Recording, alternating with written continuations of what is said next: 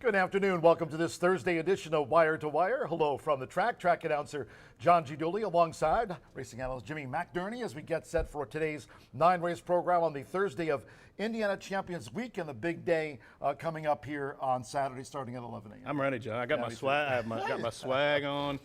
Thanks to Tammy. But yeah, exciting week so far here at the track, and hopefully this weather that outside right now, beautiful driving up here from Cincinnati today, and hoping it can hang on until Saturday. Don't sleep on the $1 Horseshoe Hat-Trick All Turf Pick 3. You and I were commenting before we went up on the air here for the pre-race show. Yesterday paid nicely, just around $350 for that All Turf Pick 3 sequence. And it was kind of chalky, if you will. I mean, it wasn't really hard to solve, and that $1 base bet, I'm a big fan of that, and you get a chance at it again today. Yesterday, Joe Ramos with a hat trick of wins on the card. We'll talk more about that in just a sec. But track condition-wise, main track is fast. And going into our racing program here today, we just kind of touched on that $1 Horseshoe Hat Trick All Turf Pick 3. The course out there rated good. And on the Caesars course this Indiana Champions Week, the turf rail was set at 36 feet ahead of the big day here. The Indiana Champions Day card on Saturday. For the official weather forecast for today's racing program, let's check in with Chris at WRTV6 for a weather check-in. Connecting our communities with stories that matter. This is a WRTV update. Well, it is a chilly afternoon, even by October standards. One thing working for us here over the next couple of hours, sunny skies, a nice touch. That'll make it feel a little bit better and not as windy as the past couple days, but we should level off in the mid-50s here through the evening hours. Clear skies come up pretty quickly now, and that'll drop temperatures into the low 50s. We'll get pretty cold tonight. Recovering for parts of the weekend, but in the short term, a little bit cool for this time of year with sunny skies. John, back to you.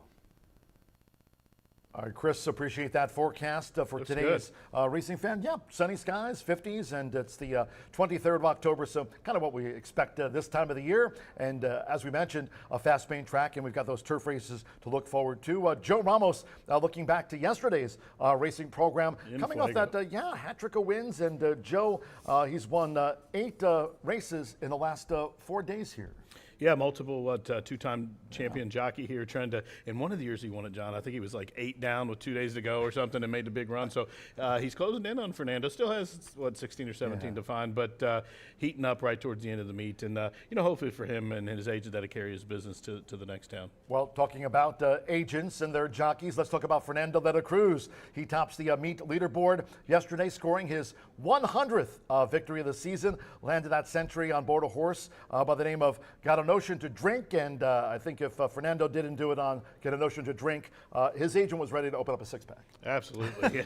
This horse, took a little heat and made the lead, turning for home, was on the wrong lead for a little while, but making that second start on the mile dirt, the horse just proved the best. He was unlucky last start, but made amends as the 1-5 odds-on favorite yesterday to win race 4 there for leading trainer Randy Klopp, who's extending his victories there in the leading trainer race over John Horan. Yeah, nice for the meet leaders. As Jimmy just mentioned, Fernando de la Cruz getting his 100th victory of the meet. And when you talk about Fernando de la Cruz, I mean, already a 2-time leading jockey here, so this would be a 3rd title for Fernando de la Cruz. And in the past, he's won going back to 2014 and 2016, always with the century of wins and more when Fernando's claimed his past 2 titles here. Yeah, what an exciting meet for him. And like you said, it's been 8 years since he got his last one. And, he's got some good supports from good trainers here at the meet. And just one of those guys that kind of just stays on. He's a steady Eddie. Like you said, he's the all-time leading jockey here. But been doing it consistently for a long time. That bodes well to, a feather in his cap. Brutal home out winner yesterday for Randy Klopp, who tops the trainers' side of things with 57 victories here at the meet. And certainly on his way with a few weeks left in the season over John Herron. Talking about milestones, Evan Roman, by the way, he remains on 900 career victories, so still 10 away from that nice 1,000 win plateau. We've got a big card coming up here on Saturday. Let's talk more about Indiana Champions Day. The big day here at the end of the month certainly deserves a lot of time here on the pre-race show. 6th annual Indiana Champions Day. We'll have no live racing tomorrow. Of course, today's 9-race program, and we had Chris talking about the weather, and there are the current track conditions. Certainly hoping it's a similar type of day here on Saturday. We kick off at the 11 a.m., so a special post time for Indiana Champions Day. I mean, $1.7 million in premier race purses. We have 13 races in total, a dozen of those top class races. $1 million mark for those quarter horse purses on Indiana Champions Day. I mean, getting, record type of purses here, especially for the quarter horses. And in addition to our on-track thoroughbred and quarter horse stakes action, a lot of activities for the entire family to enjoy.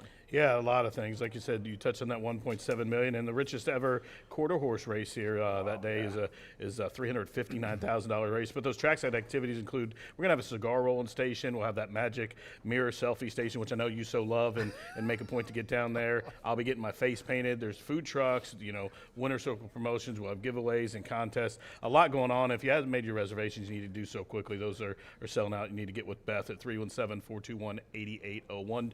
And first post is 11 o'clock, and I believe doors open, gates open like 9:30. Yep, downstairs, first floor there. Of course, the simulcast wagering when we're not racing live. That'll be the case tomorrow, kicking off today at 2:10. And Martha Clausen, of course, quarter horse racing expert. Martha certainly loves. Should be in the house. Yeah, big card like Indiana Champions Day with all that quarter horse stakes action. Martha will be joining us here on Saturday for 6th annual Indiana Champions Day. Certainly hope you can join us here on Saturday too.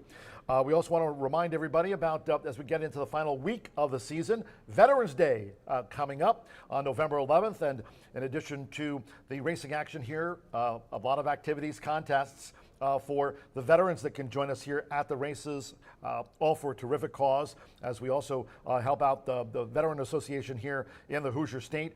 Post time will be 2:10, so the standard post time, that's closing week. You have Monday, November 10th card, Veterans Day on Tuesday, Wednesday the 12th, and the final day of the season on Thursday the 13th. But in addition to saluting all of our veterans on this day, and of course each and every day, we thank all of you for your service to our nation. We'll have a special $2,500 Veterans Day Legends Handicapping Contest courtesy of the Indiana HBPA, Jimmy. Yeah, that's a great contest, and if you haven't qualified for the NHC, it's one of the last-ditch efforts to get in, and you not only get in, we're offering 2 seats to that NHC Finals in Vegas. That'll be in March, and you must be an NHC Tour member. Great point on that, and fill those requirements that the NTRA requires. And that's simple, though. Small donation to sign up for that. There's a couple different levels to become a tour member. I think the minimal membership maybe is like $40 up to $75, but it pays. You can play in those all year here. We offer several of those contests to go to that. Just make sure and sign up for that and come on out. 2 seats, John, and it's a great time. Yeah, and as Jimmy mentioned, just sign up for it, and then you'll be eligible and maybe punch your ticket to Las Vegas March of next year. Hope you can join us here for Veterans Day. That's on closing week on Tuesday, November the 11th.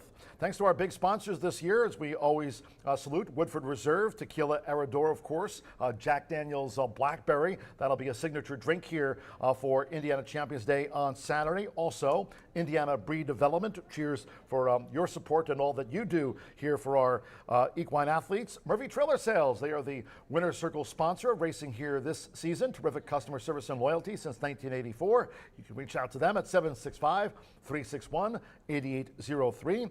B&H Electric, they're the tote board and starting gate sponsor. They've got locations not only in town, but Seymour, Bloomington. They're on the web at bh-electric.com.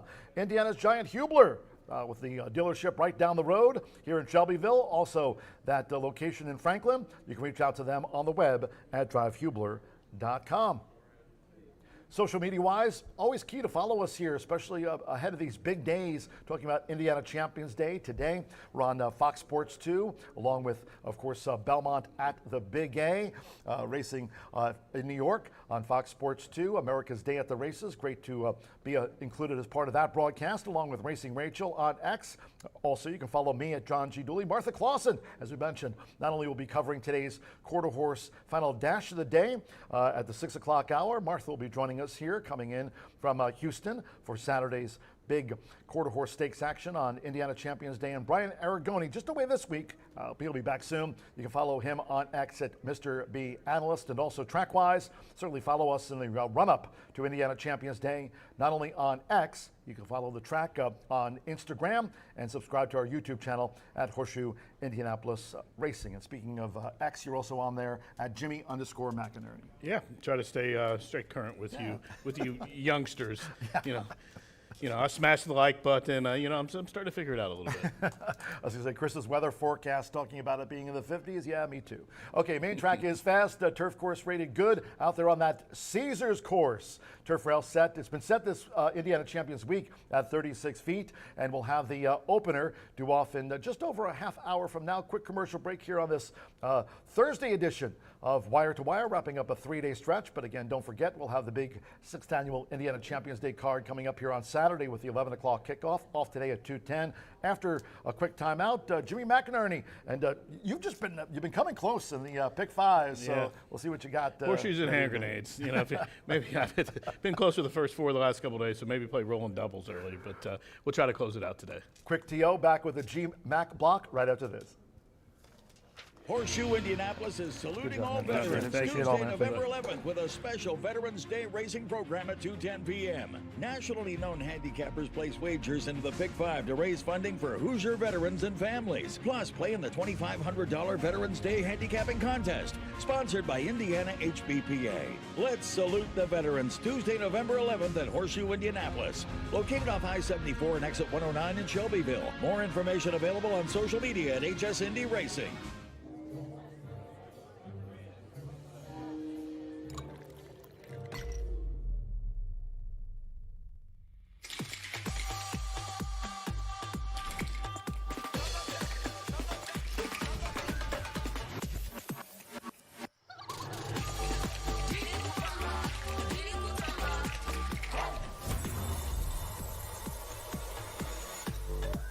Tequila Herradura. Extraordinary awaits.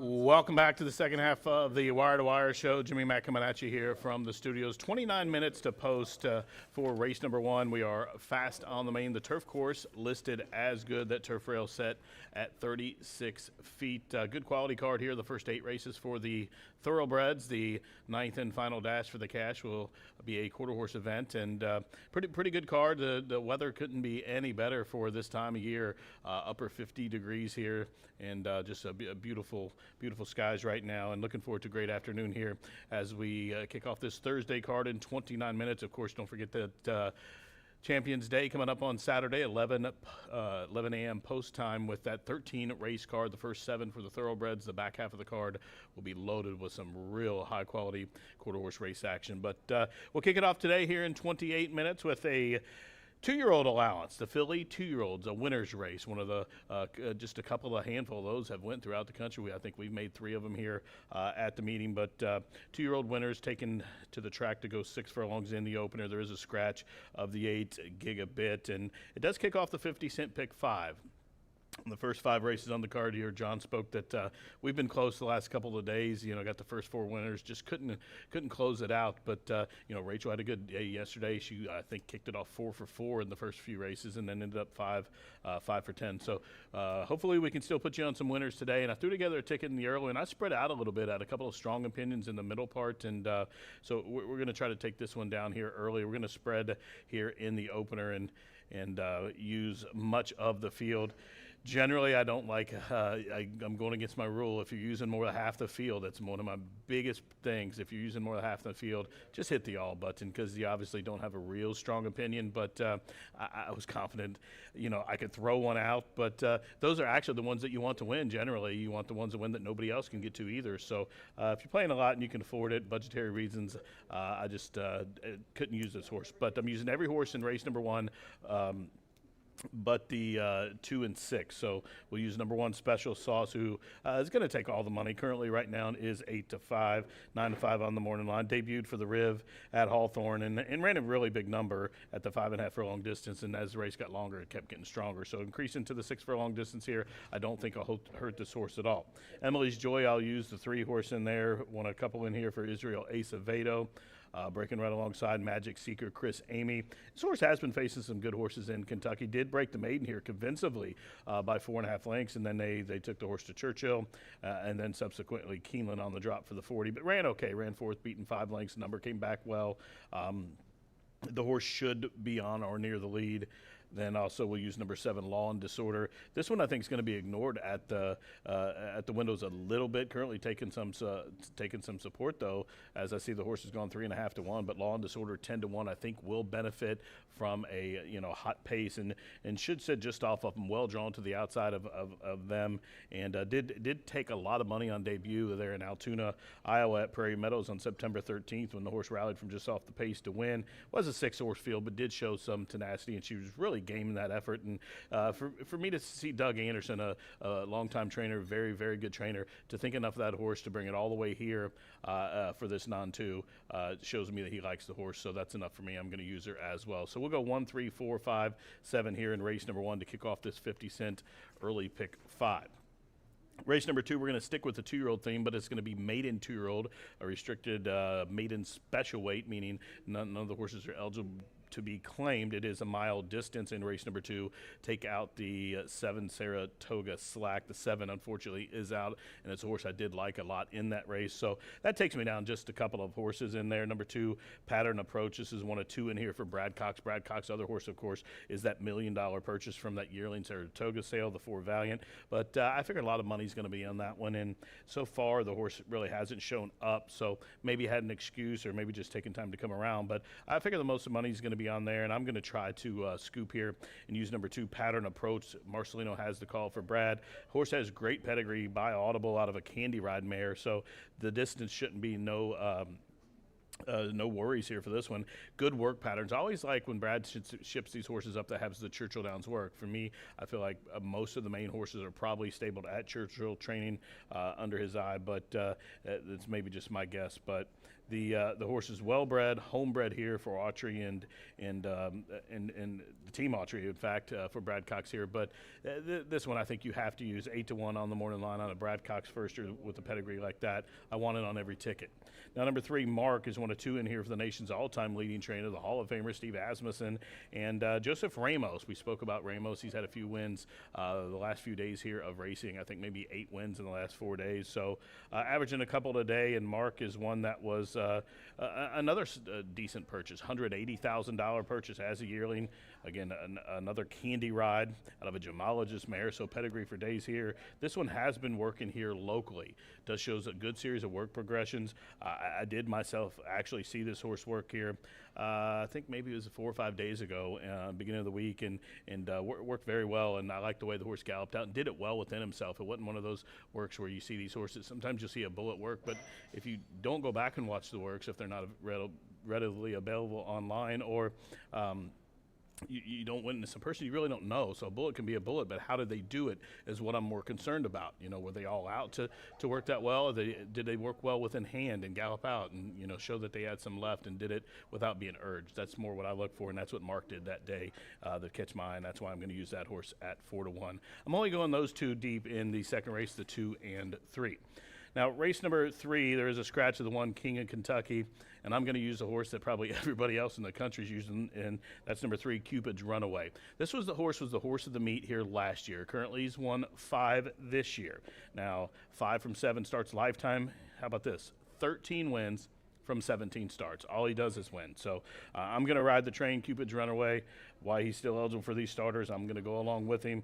Randy Klopp, Joe Ramos, formidable team, and this horse is well drawn, well entered here, and he's looking for a 6th start of the meet. Try to be 14 for 17. I'm going to single and move on. That brings me to race number 4. It's an Indiana-bred filly and mare non-2 claimer for $20,000 to go a mile and 70. There is a scratch in race number 4 of the 1 horse. Now, In that race, I'm going to single the 6 Tap Bonnie horse, getting some major class relief. There's a couple of horses in here you'll see dropping from allowance races. Now, if you're looking at the form, if you don't have the Equibase program, you'll just see a other than. Now, you don't know that a lot of these horses, unless you know the purse differential, that the 38,000 first level allowance race is for breds. When you see that extra purse of 41,000, that means it's for sires. So sires are generally a little bit easier than the bred races. So for me, Tap Bonnet running those races where she's been third and a couple of fourths and first level allowance races against breds, taking on some of these horses that are sires,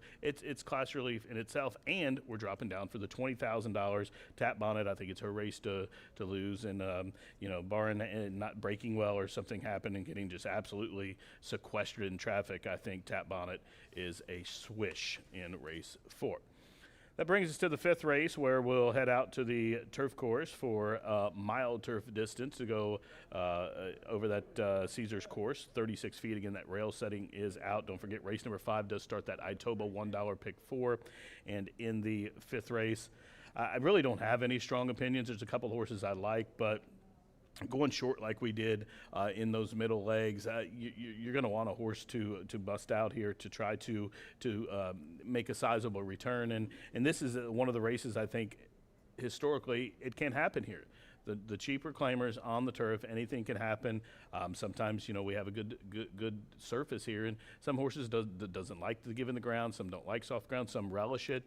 And this is a wide open race. We have a lot of horses that haven't been over this course. We have a lot of horses coming in from Belterra now that they're close. So different foes taking on each other than the past non-2, 12-5 or 15s we've seen here. So I'm going to buy the race. It's a full field of 12 in here. If I had to narrow it down, I think we'll talk later about my top picks. I'm going to use the 9, 12, and 1 as my top 3, but if your budget don't allow you to buy it, maybe try to weed a couple out. But I just thought it's one of those races that it's good. If there's gonna pay on the card in this early sequence, I want to be right. That's this race. So hopefully it works out here. We're gonna go top heavy in the first race. We're gonna go 1, 3, 4, 5, 7. Race number 2, that first leg of the early pick 4, we'll use 2 and 3. We're gonna single Randy Klopp's Cupid's Runaway. We're going to single Tap Bonnet in race number 4, and then we're going to buy the 5th, and hopefully we're live after the first 4 races like the last 2 days, and then we are home. So I wasn't going to take a chance of losing out by throwing out 1 or 2 of those like I did the last couple of days. So that was my ticket structure for this early pick 5. $60 is that ticket there in the early pick 5. We do have a great card we spoke of, again, as we round out this Champions Day weekend here at the track. Again, 9 races on the card today, and then of course Saturday, don't forget that huge racing day here at the track. 13 races in all, record purses over $1.7 million. Wonderful race card put together by Chris Poulsen and staff here, and again, first post 11 o'clock, doors open 9:30 that day. But before that, we got to get this 9 race card in today. We wish you the best of luck. We're going to send it up to John G. Dooley, who will be along here in just a couple of moments to give you today's program changes on this 9 race card. 19 minutes to race 1, fast and good. Good luck.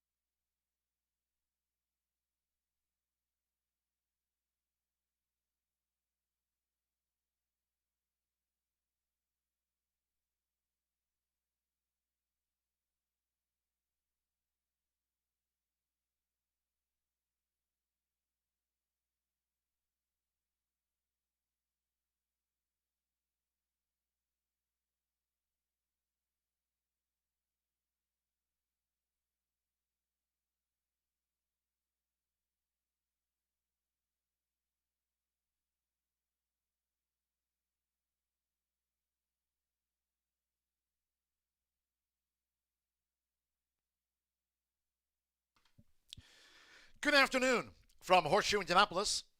Hello now from the broadcast booth. Great to have you with us today. Track announcer John G. Dooley. 9 races carded under more sun than clouds. Main track fast and the turf course rated good out there on the Caesars course. Rail set at 36 feet. If you have your programs close by, let's take a look at the changes and corrections on today's racing program. Nearing the top of the hour, Juvenile Filly Sprint starts the card in the 50-cent early pick 5. Here's scratch number 8, Gigabit. Number 8, Gigabit has been scratched. 2, Tale of Lady Maria, a change of jockey to Sammy Bermudez.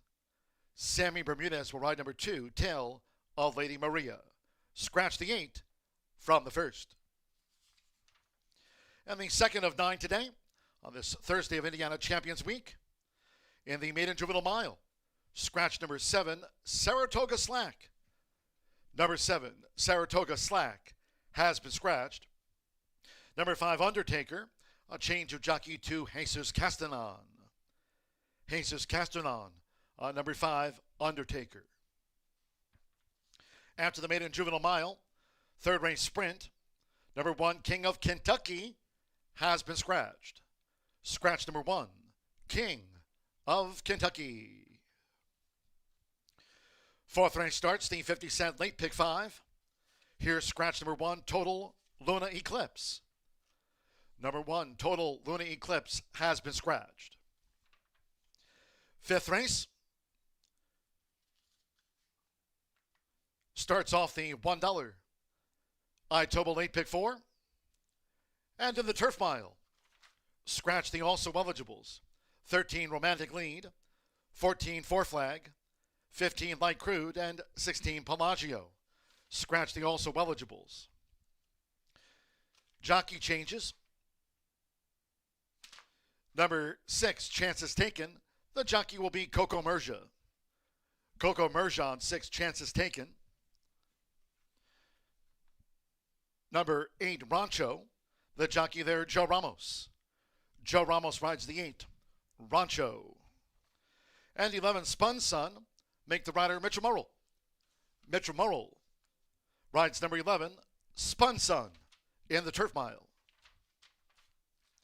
In the sixth race, scratch number 9, Frankie Z. Number 9, Frankie Z has been scratched. 11, Red Hill, a change of jockey to Oscar Villarreal. Oscar Villarreal on 11, Red Hill. In the seventh race, another on the turf. Scratch the 1, Little Jake, the 10, Berlone, and 11, King Ice. Scratch the 1, 10, and the number 11. Race 8, number 3, She's a Whirlwind, has been scratched. Scratch number 3, She's a Whirlwind. And in the ninth, closing the card with a quarter-horse maiden dash over the 250 yards. Here, number 5, To Catch a Legacy, make the jockey Dex Mitchell. Dex Mitchell on the 5, To Catch a Legacy, in the closer. So, sun and clouds, a mix above with temperatures in the 50s on this 23rd day of October. Horses in the walking ring for the Juvenile Filly Sprint opener to kick off the 50-cent early pick 5. In the 50s, main track fast, turf course good. Turf rail out there on the Caesars course at 36 feet. We'll have the opener due off in 11 minutes time. Make it a great day with us here at Horseshoe Indianapolis.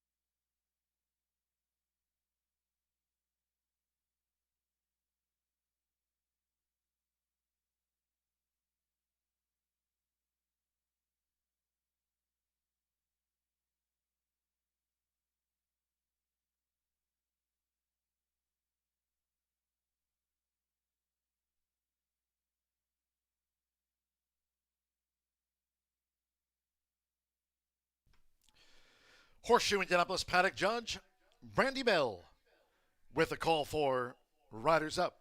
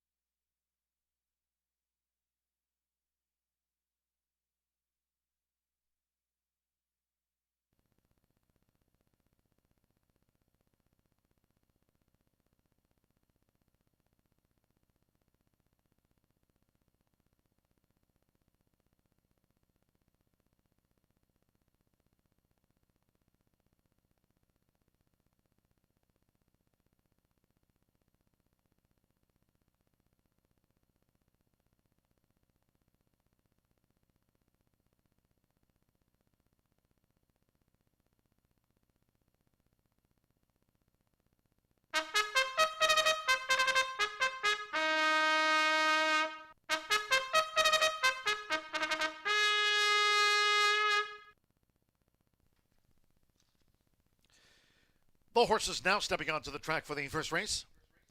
Juvenile fillies sprint over the 6 furlongs, a field of 7. Number 8, Gigabit, has been scratched. Scratched the 8 Gigabit. 2, Tail of Lady Maria, the jockey Sammy Bermudez. Sammy Bermudez rides the 2, Tail of Lady Maria. Race 1 features Exacta, Trifecta, Superfecta. The start of our rolling doubles pick 3s and the 50-cent early pick 5 starts here. Main track fast. Turf course good. Turf rail out there on that Caesars course at 36 feet. Close to starting time.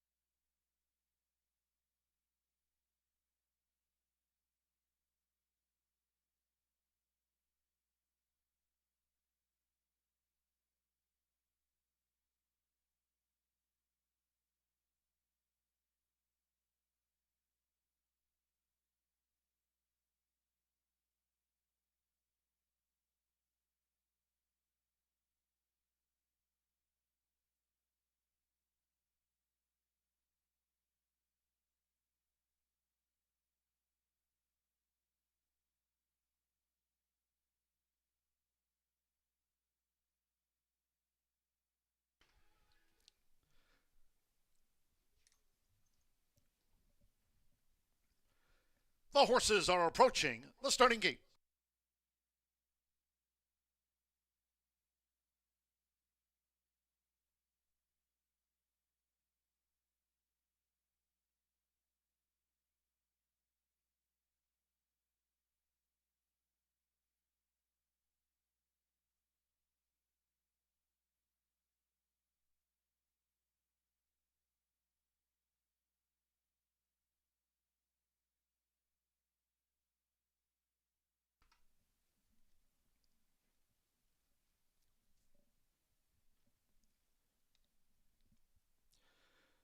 The horses have reached the starting gate. It is now post time. They're going in. First up, Knollwood Stables Special Sauce. Jareth Ludbury for Larry Ravelli. She won on Southside Chicago debut. Now Magic Seeker, Chris Amy with 4,435 career wins. Sammy Bermudez with Tell Lady Maria. Oscar Villarreal, Little Sam's was the last down maiden winner here. Denise Cayenne with Emily's Joy. Emily's Joy went in well.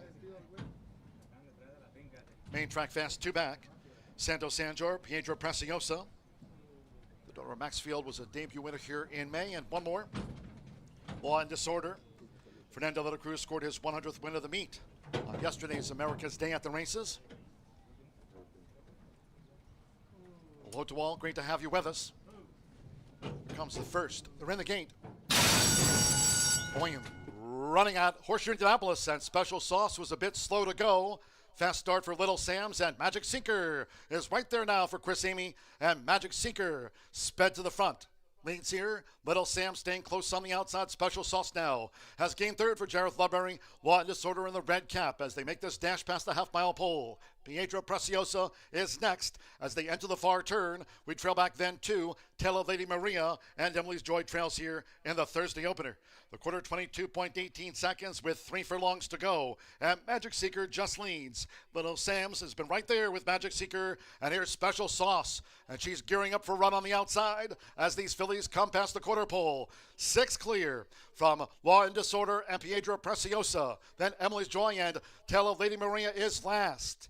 Top of the stretch, Special Sauce sweeping outside of Little Sam's in the black cap and Magic Seeker. Half mile, 45.55 seconds. There's 1 furlong to go. Magic Seeker with tenacity. Special Sauce gamely now into second. Little Sam's has dropped back in third. Then Pietro Preciosa fourth. Emily's Joy is fifth. Special Sauce and toward the inside, Magic Seeker. Magic Seeker holding on from Special Sauce. Pietro Preciosa was third, and Little Sam's finished fourth.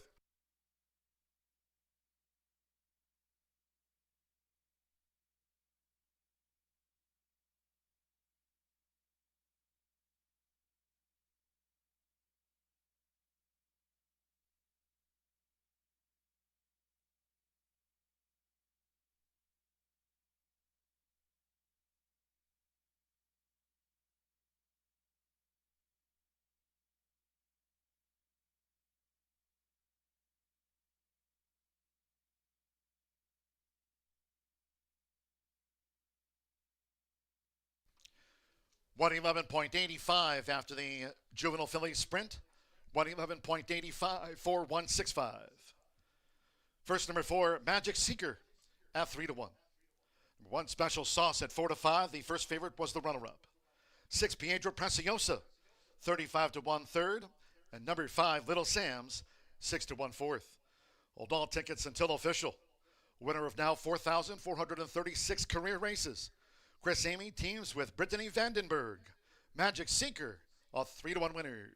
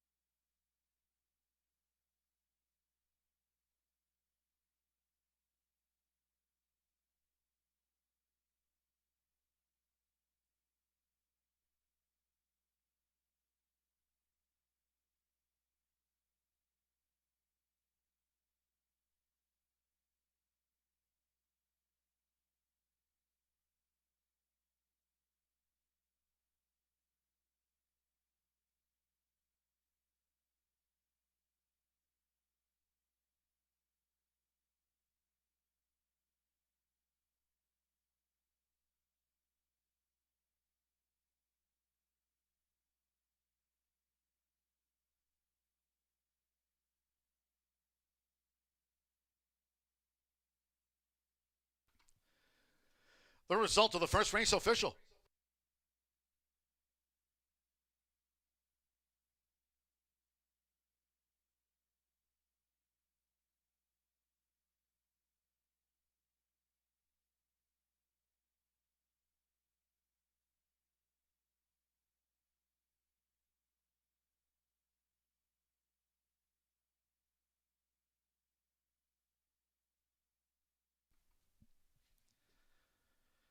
In the Murphy Trailer Sales winner circle number 4, Magic Seeker with Chris Amy. Magic Seeker is a 2-year-old chestnut filly by Good Magic out of the Orb mare, Seeking Spirits. Brittany Vandenberg trains for Randy Finnegan and James Ann Walders. Horseshoe Indianapolis congratulates the winning connections. She broke her maiden here at second asking of Magic Seeker. First results in. 4-1 exacta paid $24.20. 50-cent trifecta, 4-1-6, $77.95. Little Sam's was fourth in the Juvenile Filly Sprint. 10-cent superfecta, returned $60.67. At the top of the card, the 8 was a non-runner, favorite, second. 7 ran, fast track 111.85. Second race, maiden juvenile mile. Scratch the 7, Saratoga Slack. Number 7, Saratoga Slack has been scratched. 5, Undertaker. The jockey will be Jesus Castanon. Jesus Castanon rides number 5, a 4-race maiden, Undertaker. Race 2 of 9 carded on this Thursday of Indiana Champions Week. Features exacta trifecta superfecta, double pick 3, and starts to the $1 early pick 4. Post time will be at 2:50 in all cases if you can. Please do try to make your Horseshoe Indianapolis selections and wagers today early. Thank you. Coming up in just a moment or two, our first race replay of the 2-year-old filly Sprint. Hope you had a bet on Magic Seeker.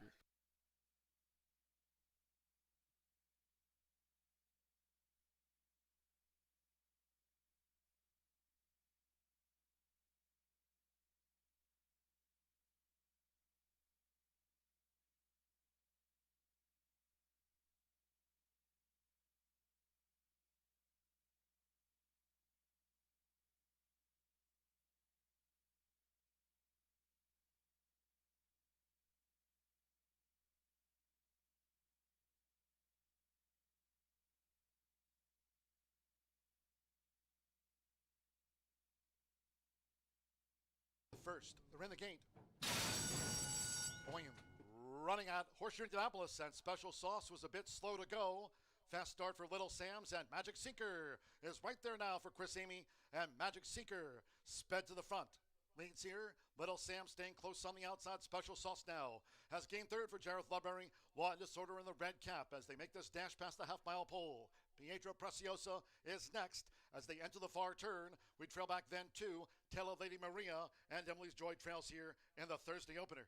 The quarter 22.18 seconds with 3 furlongs to go. And Magic Seeker just leads. Little Sam's has been right there with Magic Seeker. And here's Special Sauce. And she's gearing up for a run on the outside as these fillies come past the quarter pole. 6 clear from Law and Disorder and Pietro Preciosa. Then Emily's Joy and Tell of Lady Maria is last. Top of the stretch, Special Sauce sweeping outside of Little Sam's the black cap and Magic Seeker. Half mile, 45.55 seconds. There's 1 furlong to go. Magic Seeker with tenacity. Special Sauce gaming now into second. Little Sam's has dropped back in third. Then Pietro Preciosa fourth. Emily's Joy is fifth. Special Sauce and toward the inside, Magic Seeker. Magic Seeker holding on from Special Sauce. Pietro Preciosa was third. First, they're in the gate.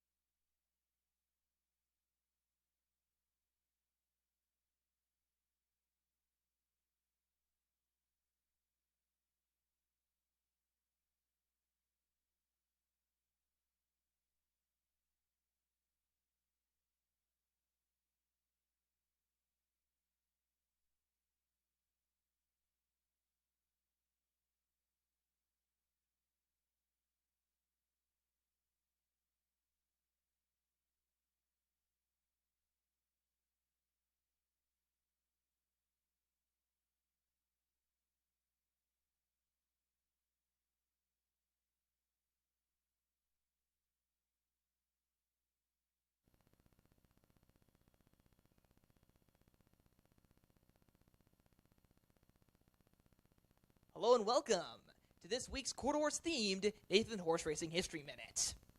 At Horseshoe Indianapolis, we race both thoroughbreds and quarter horses, but some have debated who is faster. Well, this score has been settled before, even though the two breeds are quite different. And quarter horses are also part thoroughbred. But the debate was finally given its big stage as a crowd of 38,500 people watched quarter horse half-a-mile record setter Griswold race sprinting thoroughbred Valiant Pete in a 4-furlong exhibition, with Valiant Pete's stamina wearing down Griswold to give Team Thoroughbred the win in a sharp time of 44.2 seconds. But the story did not end there, as Valiant Pete ran in quarter horse races afterward in the Marathon Handicap and Table Tennis Handicap at Los Alamitos. However, this time, on the quarter horse's home turf, Griswold beat him both times, getting a silent revenge on the speedy thoroughbred and the last laugh. That concludes this week's Nathan Horse Racing History Minute.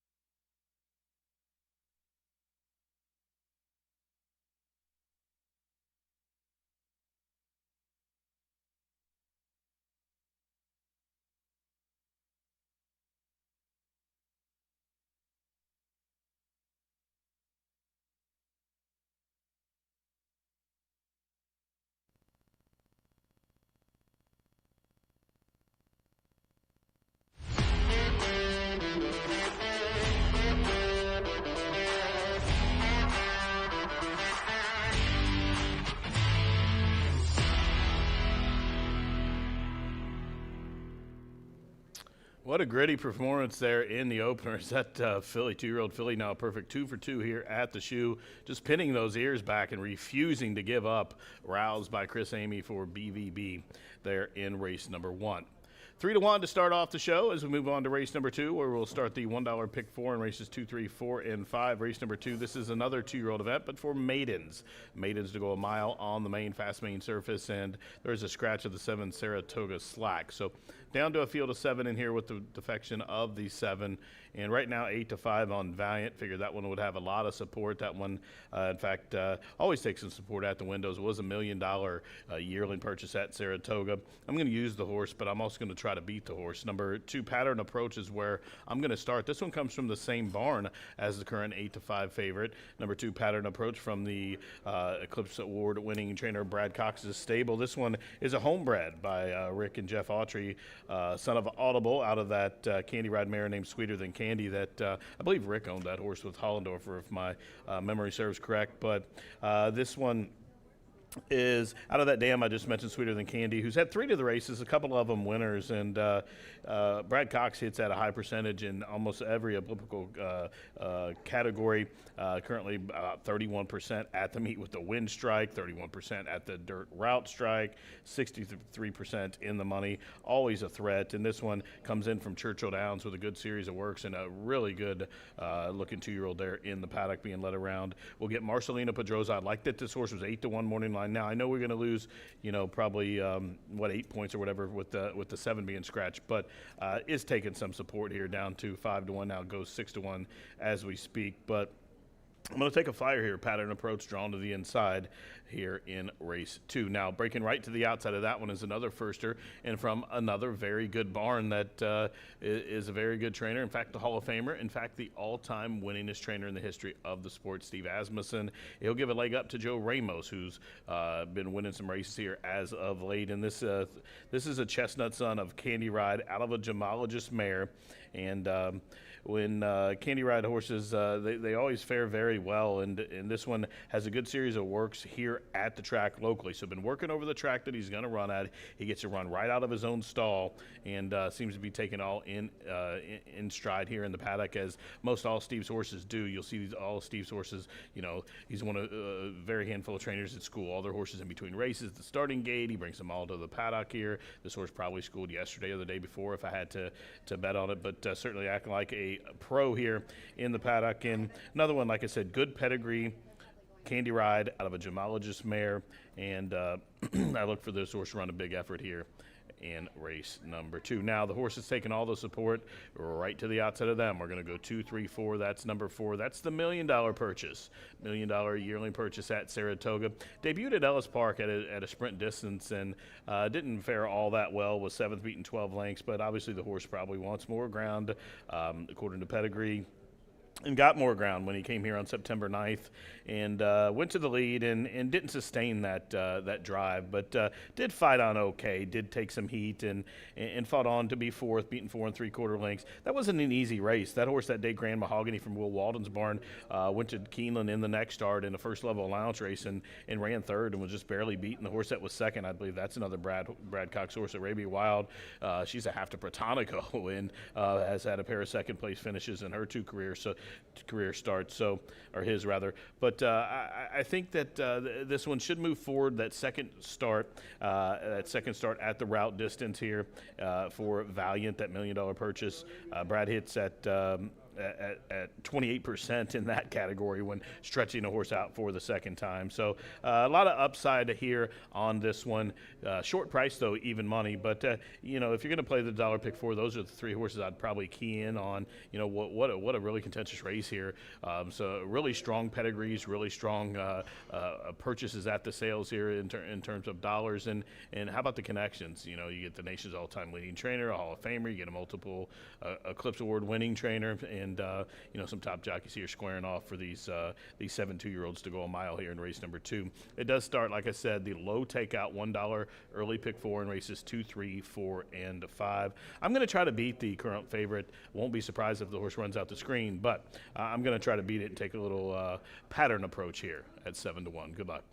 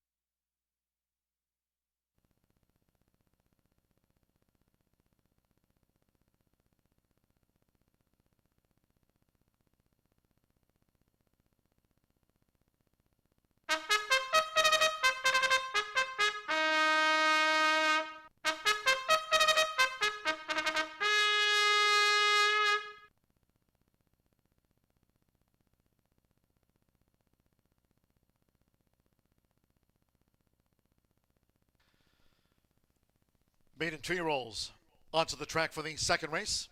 This over the mile. A field of 7. Number 7, Saratoga Slack, has been scratched. Scratch number 7, Saratoga Slack from the race card. Number 5, Undertaker, the jockey Jesus Castanon. Jesus Castanon rides 5, Undertaker.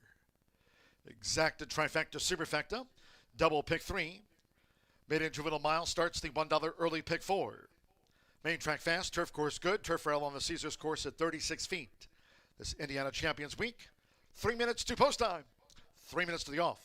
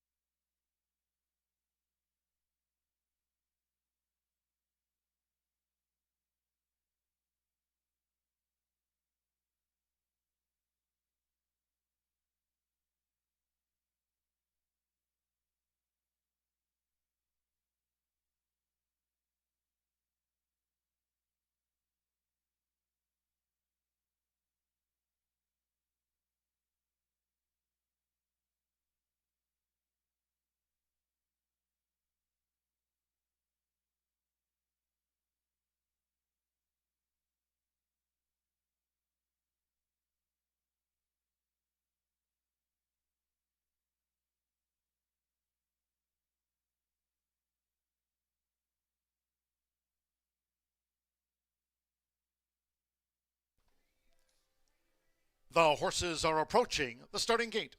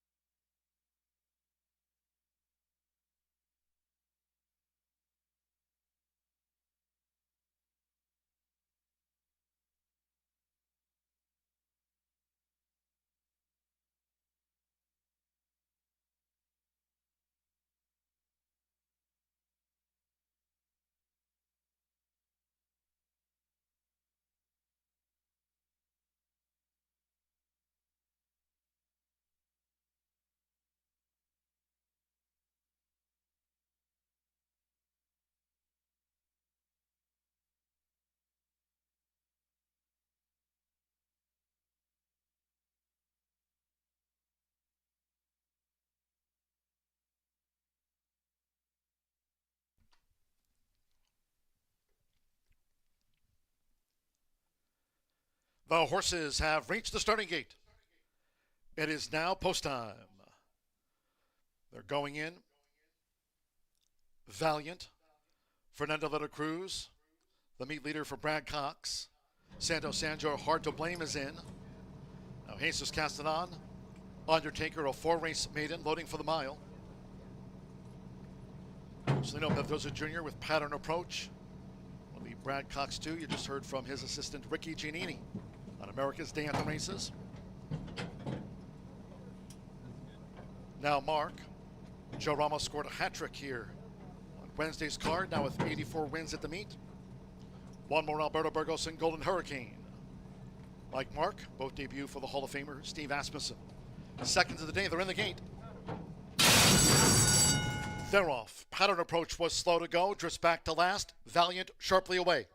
It's Valiant going to the lead for Fernando de la Cruz, with Undertaker coming with an early run. And on the outside, the first-time starter Golden Hurricane giving up a lot of ground with 7 furlongs to go.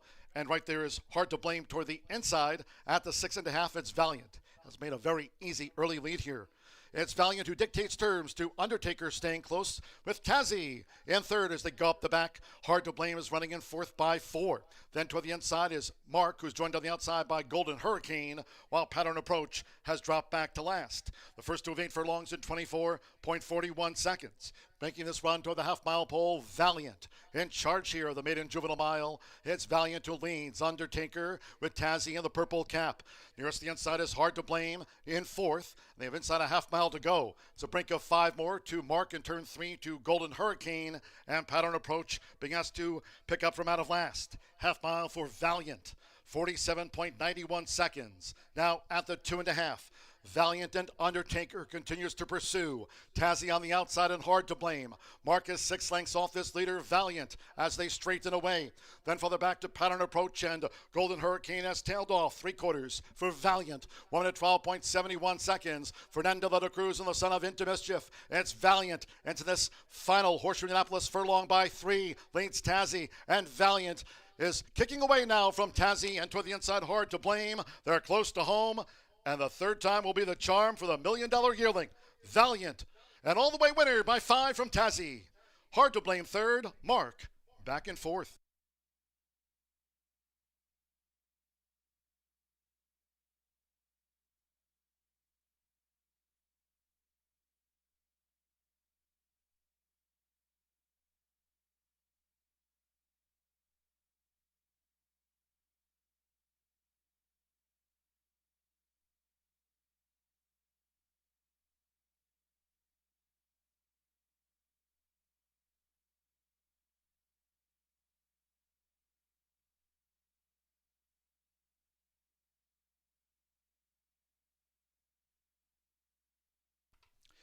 $137.40 after the maiden juvenile mile.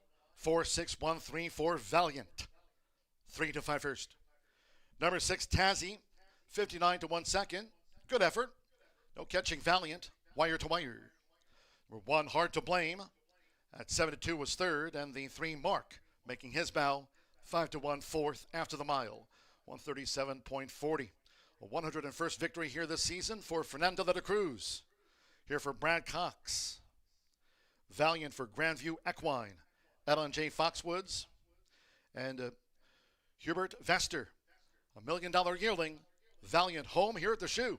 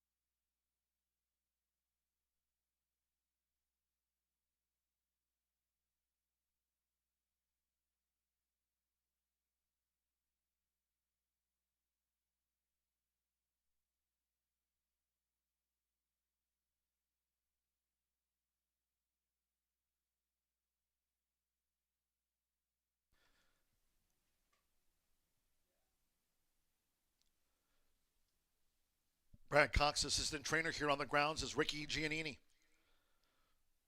Spoke before the maiden juvenile mile to Rachel McLaughlin on America's Day at the Races. Featured with Naira on Fox Sports 2 today on this Thursday of Indiana Champions Week. Race 2, official. The winning groom leading into the Murphy Trailer Sales winner circle here, the 4. He's Valiant. Valiant is a 2-year-old bay colt by Into Mischief. And a Validus by Medallion d'Oro. Brad Cox trains for Grandview Equine of Robert Dan Clay, Ellen J. Foxwoods, and Hubert Vester, his Kentucky breeder, was $1 million Saratoga yearling last year. Horseshoe Indianapolis congratulates the winning connections of Valiant. Takes out the maiden juvenile mile. 4-6 exacta, $79.40. The 50-cent trifecta, 4-6-1, $81.90. 4-4 double, paid $25.20. 10-cent superfecta, $59.84. Mark ran fourth. The 7 was a non-runner favorite, Valiant first. 7 face starter Ray Kuick, 137.40. In the third, starter sprint, take out the 1, King of Kentucky. Number 1, King of Kentucky, has been scratched. Exacta, trifecta, superfecta, double pick 3. Post time will be in 23 minutes. Off at 3:23.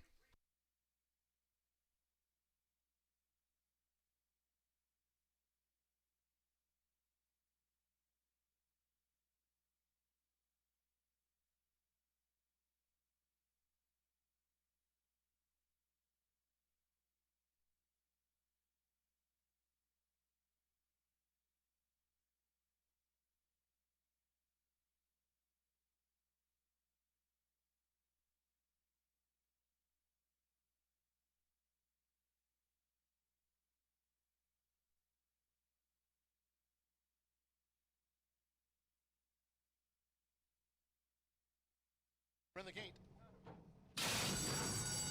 They're off. Pattern approach was slow to go. Drifts back to last. Valiant sharply away. It's Valiant going to the lead for Fernando de la Cruz, with Undertaker coming with an early run. And on the outside, the first-time starter Golden Hurricane giving up a lot of ground with 7 furlongs to go. And right there is Hard to Blame toward the inside. At the 6.5, it's Valiant. Has made a very easy early lead here. It's Valiant who dictates terms to Undertaker, staying close with Tazzy in third as they go up the back. Hard to Blame is running in fourth by 4. Then toward the inside is Mark, who's joined on the outside by Golden Hurricane, while Pattern Approach has dropped back to last. The first two of 8 furlongs in 24.41 seconds. Making this run toward the half-mile pole, Valiant. In charge here of the maiden juvenile mile, it's Valiant who leads. Undertaker with Tazzy in the purple cap. Nearest the inside is Hard to Blame in fourth. They have inside a half mile to go. It's a brink of 5 more to Mark in turn 3 to Golden Hurricane, and Pattern Approach being asked to pick up from out of last. Half mile for Valiant, 47.91 seconds. Now at the 2.5. Valiant and Undertaker continues to pursue. Tazzy on the outside and Hard to Blame. Mark is 6 lengths off this leader, Valiant, as they straighten away. Then further back to Pattern Approach, and Golden Hurricane has tailed off 3/4 for Valiant. 1 minute 12.71 seconds. Fernando de la Cruz and the son of Into Mischief. It's Valiant into this final Horseshoe Indianapolis furlong by 3. Leads Tazzy, and Valiant is kicking away now from Tazzy, and toward the inside, Hard to Blame. They're close to home. And the third time will be the charm for the $1 million yearling, Valiant. And all the way winner by 5 from Tazzy. Hard to Blame third, Mark back in fourth. We're in the gate.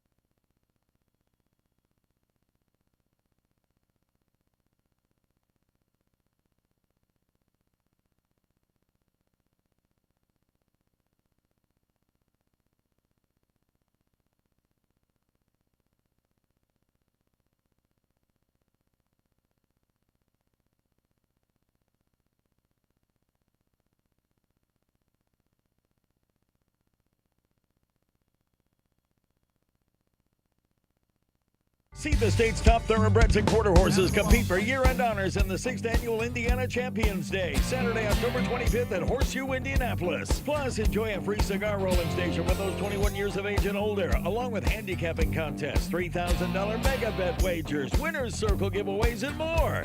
Indiana Champions Day, Saturday, October 25th at 11 a.m. More information available on our social media at HS Indy Racing, located off I-74 at exit 109 in Shelbyville. The 2025 Global Symposium on Racing. It's the premier networking event of the year. Connect with the who's who of racing. Collaborate face-to-face with key decision makers. Be a part of the international conversation. Discover the latest technology and innovation. Join us December 8th through 10th. Register at racingsymposium.com.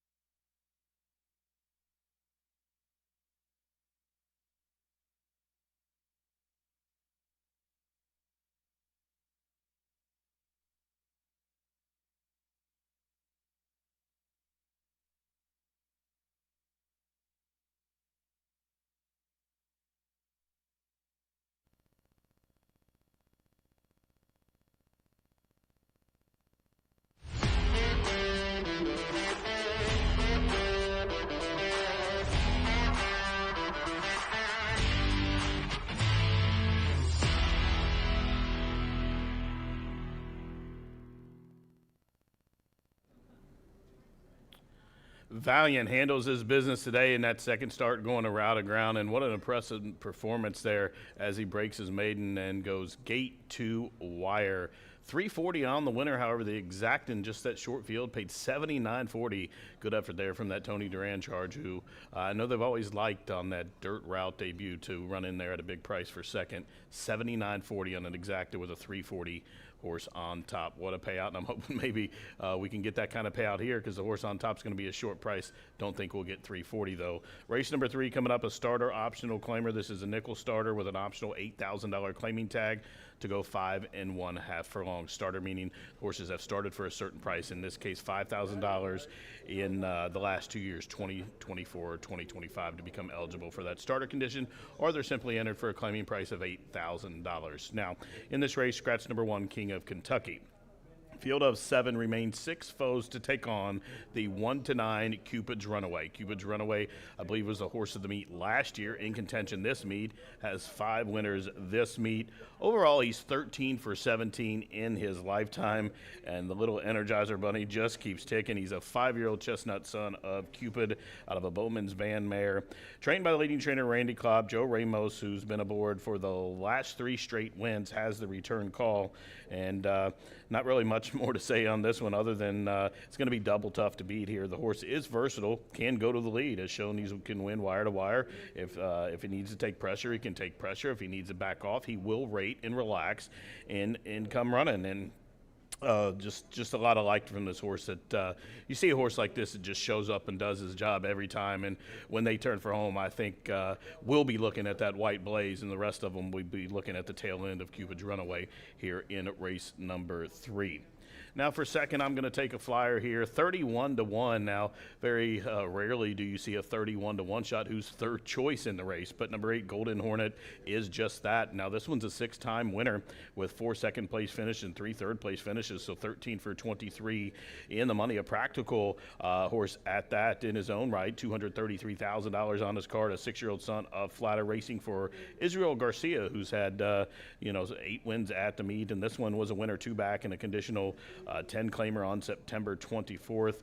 Came back and took all the heat last start and just missed to give me 3 steps there in that losing that bobber, but Jose Gutierrez has a call. Now Jose gets a 5-pound break in weight, so this one will get in with 120 pounds here. And Golden Hornet, I think, breaking to the outside, and does have speed, so he'll be able to cover up some of those speed horses here and get a clean trip to the outside should he jump well here in race number 3. Now for third, I'm going to go for a horse that won a lot of races here at the track in his own right. And this horse was a 6-time winner in 2024 and in 1 win this year, but Cut Glass, racing for Amara Kranz. This one last year was trained by Randy Klopp and just kind of ran a okay race last start. It's better than it looks. 7th, beaten 6.5 lengths by Cupid's Runaway. Again, that was a allowance race. Time before was 3rd, beating a length and 3/4 in that Lucky's Joy race. That's another Klopp runner, but does own some wins here over this dirt surface. 3-time winner over this dirt out of 9 starts. Again, made over $200,000, and a couple of those at this 5.5 furlong distance. Cut Glass certainly, I think, will be part of the early go. And it's another one that does try every time. 12 wins from 42 starts, 7 second-place finishes, and 4 thirds. All in all, that's 23 for 42 in the money. So these horses have faced each other several times, but it seems like Cupid's Runaway always comes out on top. The horse is 1-9 here.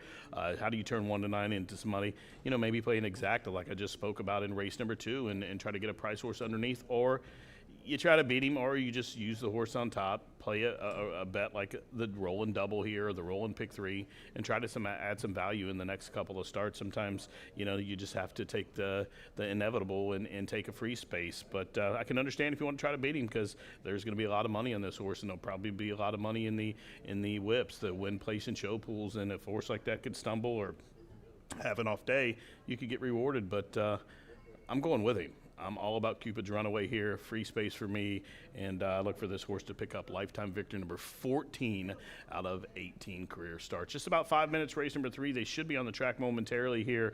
Again, the race offers win, play, show, exacta, try, super, roll-in daily double, roll-in pick 3 wagering as we continue on this wonderful 9-race card on a Thursday from the shoe. Good luck.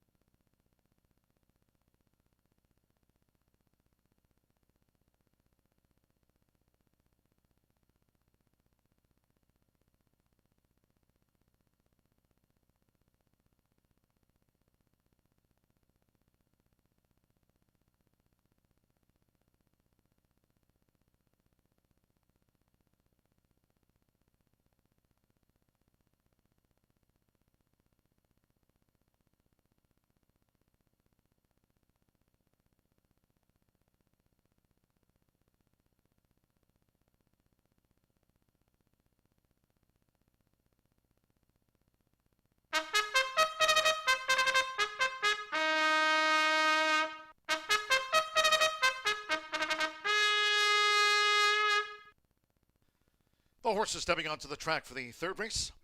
This starter sprint at 5.5 furlongs, a field of 7. One King of Kentucky has been scratched. Scratch the One King of Kentucky. Exacta, trifecta, superfecta. Double pick 3. 3 minutes to post time. 3 minutes now.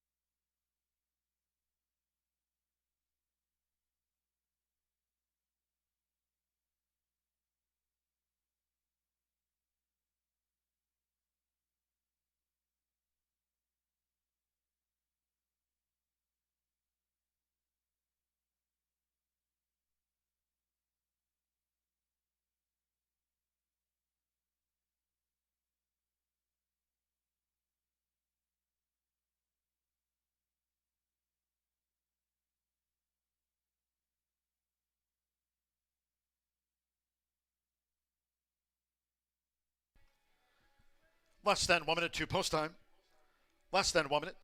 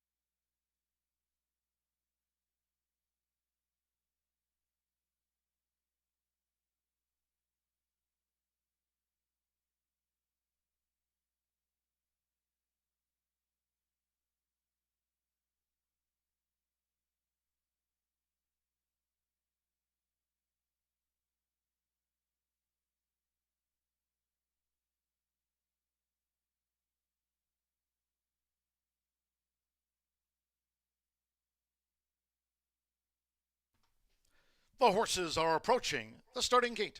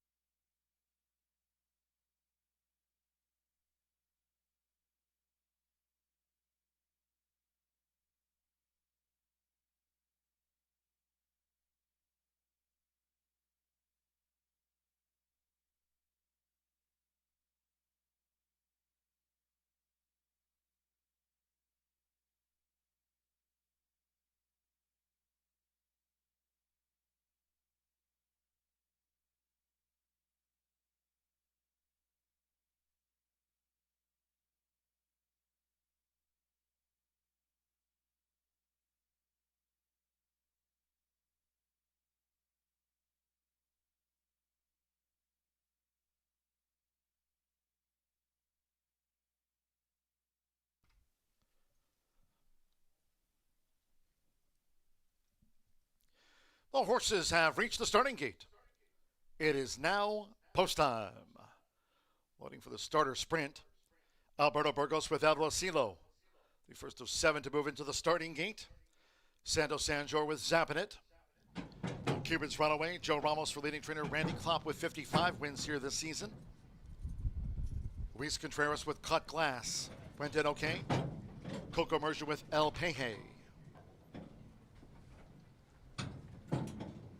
This field with 53 wins between them, 2 back. Up comes Spot On Justice, Mitchell Murrell with 49 victories at the meet. Cubans Runaway 1-5 favorite. One more Golden Hornet. Jose Gutierrez claims the 5 pounds. The top apprentice with 41 wins here this season. 1-5 favorite Cubans Runaway, all in line. And they're off.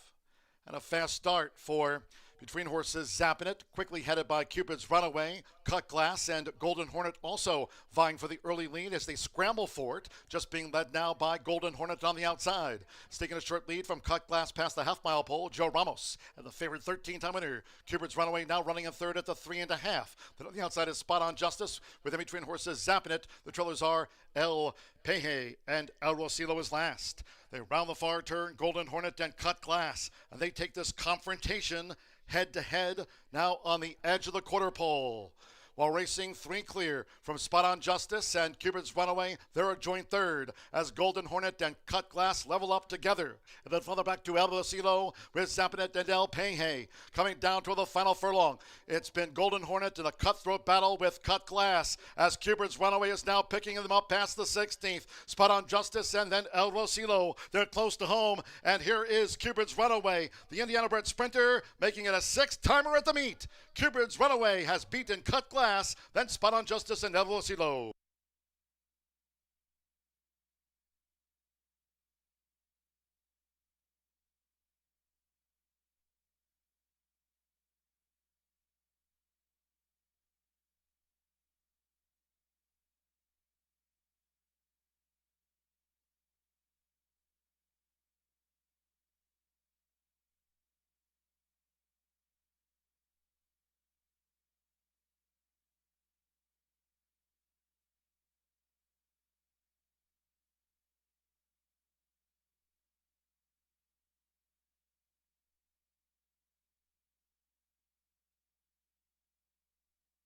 Three, 6, 7, 2 after the starter sprint.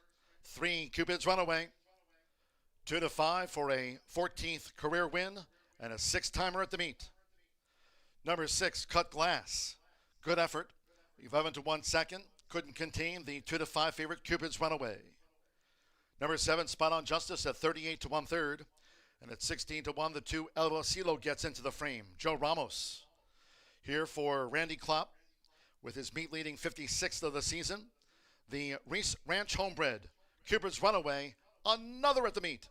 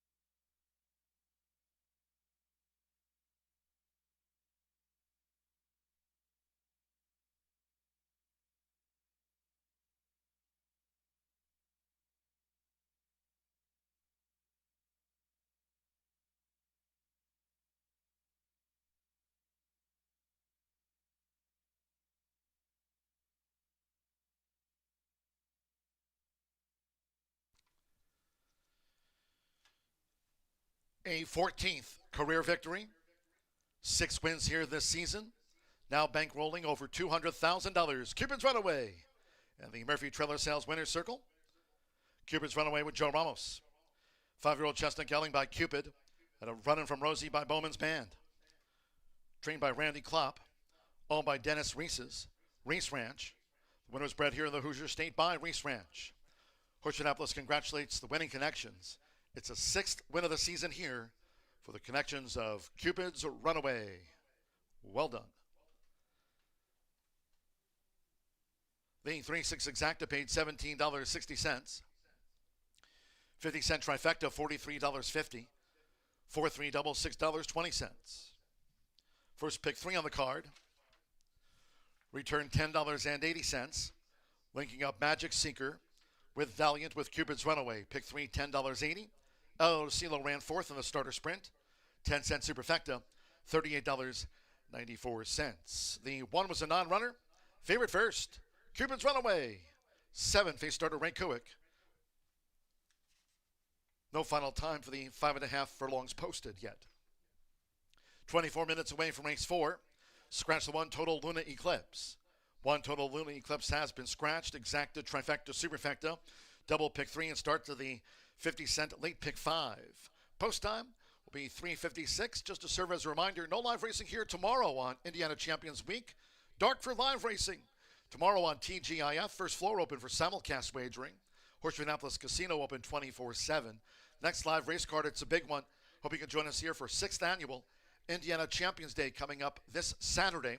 We'll have a special post time, 11 a.m., 13 races in total, a dozen premier races, purses in excess of $1.7 million. It's Indiana Champions Day. It's this Saturday. It's from 11 a.m.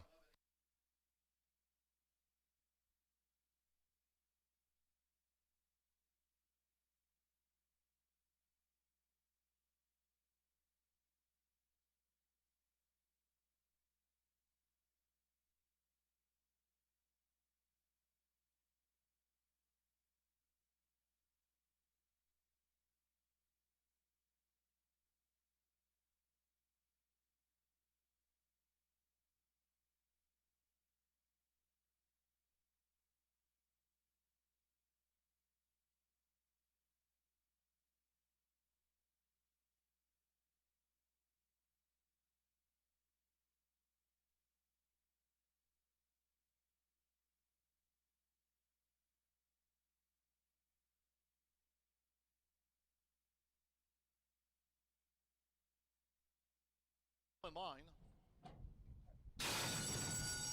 And they're off. And a fast start for Between Horses Zappin' It, quickly headed by Cupid's Runaway. Cut Glass and Golden Hornet also vying for the early lead as they scramble for it, just being led now by Golden Hornet on the outside. Taking a short lead from Cut Glass past the half-mile pole, Joe Ramos, and the favorite 13-time winner, Cupid's Runaway, now running in third at the 3.5. Then on the outside is Spot On Justice, with In Between Horses Zappin' It. The trailers are El Peje and El Rosilo is last. They round the far turn, Golden Hornet and Cut Glass, and they take this confrontation head-to-head now on the edge of the quarter pole.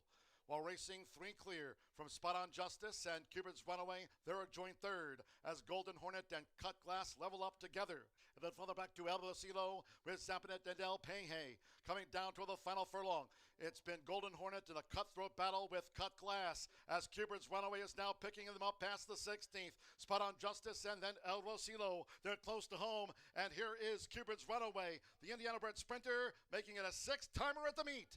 Cupid's Runaway has beaten Cut Glass, then Spot On Justice and El Rosilo. 104.27 seconds for the final time for the third race starter sprint. Cupid's Runaway, first up for a 14th career win. 6th-timer at the meet, clocked 104.27 seconds.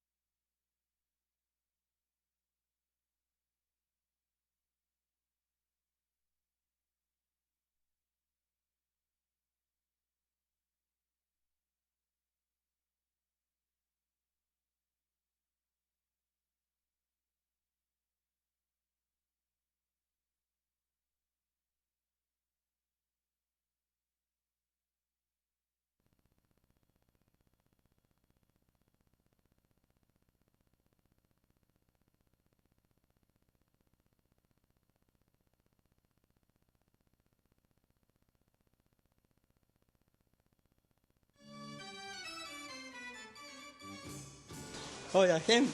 So nasty. Hey, What? who's the funniest jockey in the jock Funniest? Oh my gosh. I'm gonna go with Joe Ramos. Elias. Who's the funniest? Elias? Yeah. Elias is the funniest? Yes. Alberto Burgo. Alberto? Funniest? Probably my dad or Fernando. You? Manny Esquivel. Manny? I don't know. Who do you think's the funniest? Canuto. I don't know. He's the best. He's the best. Serious? Fernando. The most serious? Marcelino. I guess Tommy. I don't know.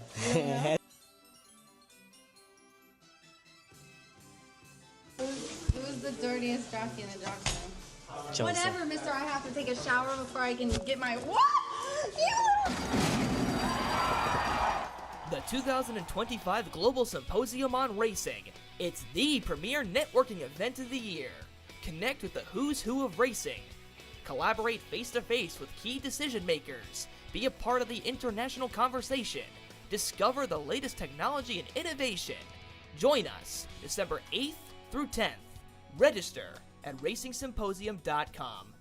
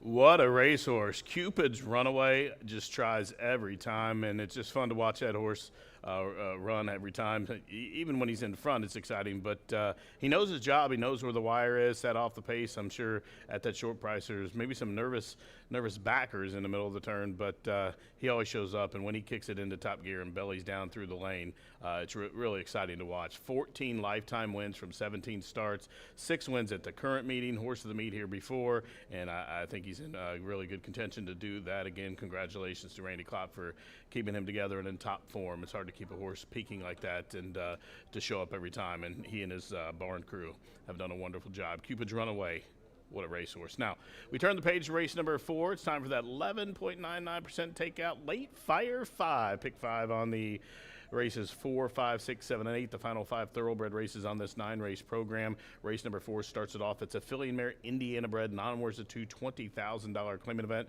to go a mile and 70 on this fast main surface. And we do have a scratch number 1, Total Luna Eclipse. In this race, my top pick is a horse I'm going to single in the ticket we'll talk about later, but number 6 is Tap Bonnet. Comes from the barn of Anthony Granitz. Gets some class relief here and gets Marcelina Pedroza up top. You see Orlando Mojica Jr. on the offside of the horse helping with some adjustments there on the bridle. Trainer Anthony Granitz to the right there with the sunglasses on here. For Tap Bonnet, she's a 3-year-old sophomore daughter of Tapiture, who's a one-time winner from 12 starts. She's 5 for 12 in the money and getting some serious class relief here. She's exiting first-level allowance races against breds. Many of these we'll speak on are sireds, been facing sired allowance company, but big difference between bred and sireds. And she ran up against Vortex Express last time. Vortex Express was a pretty easy winner in that first-level allowance race back on October 5th, or 15th rather.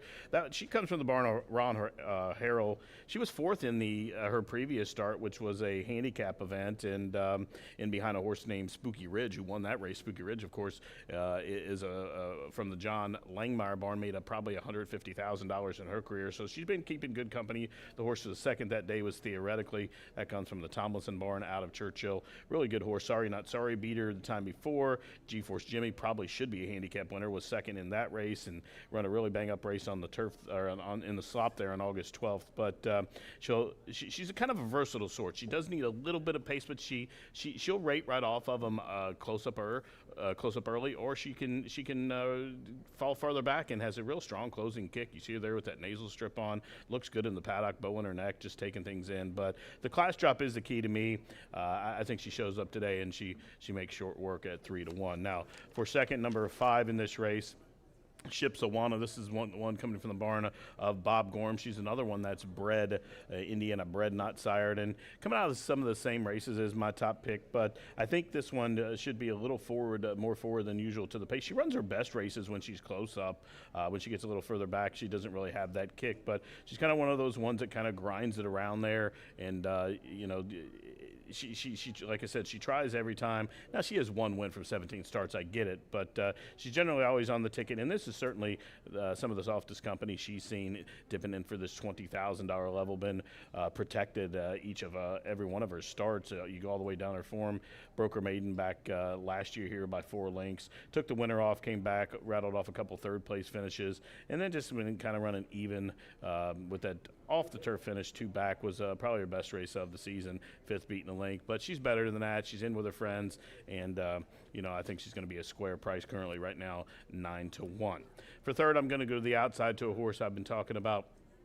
These sired horses taking on breds, and that one is the sired horse, number 8, Red Hot Justice. She is sired and denotes that in the program with that S inside the state emblem there. But if you're looking at the form, I explained this a little bit earlier, how do you know this horse ran against sireds last time? Well, if you pay enough attention to our races, you'll see that, a first level allowance races, when it shows $38,000 and $41,000, that's the extra money for sired races. Sired races always have a bigger purse, so you'll see the maiden races, here 34 and 36. You'll see they go up a couple thousand every condition, and this one's been running against sireds, which is a little bit easier. But although she's been racing in allowance company, and she certainly looks the part in the paddock, got that Paquette pink shadow roll on there, and she will need some pace. She's one that definitely needs some pace. I don't know how much pace there is in here to support her late running style. I'm sure Ace of Cats, yes, has to go. The main speed scratch from the rail, but I do think Fearless Cowgirl with Abel Cedillo will be up close on the engine. I think Ships Awana has to be a lot more forward today. Tap Bonnet should be sitting off them.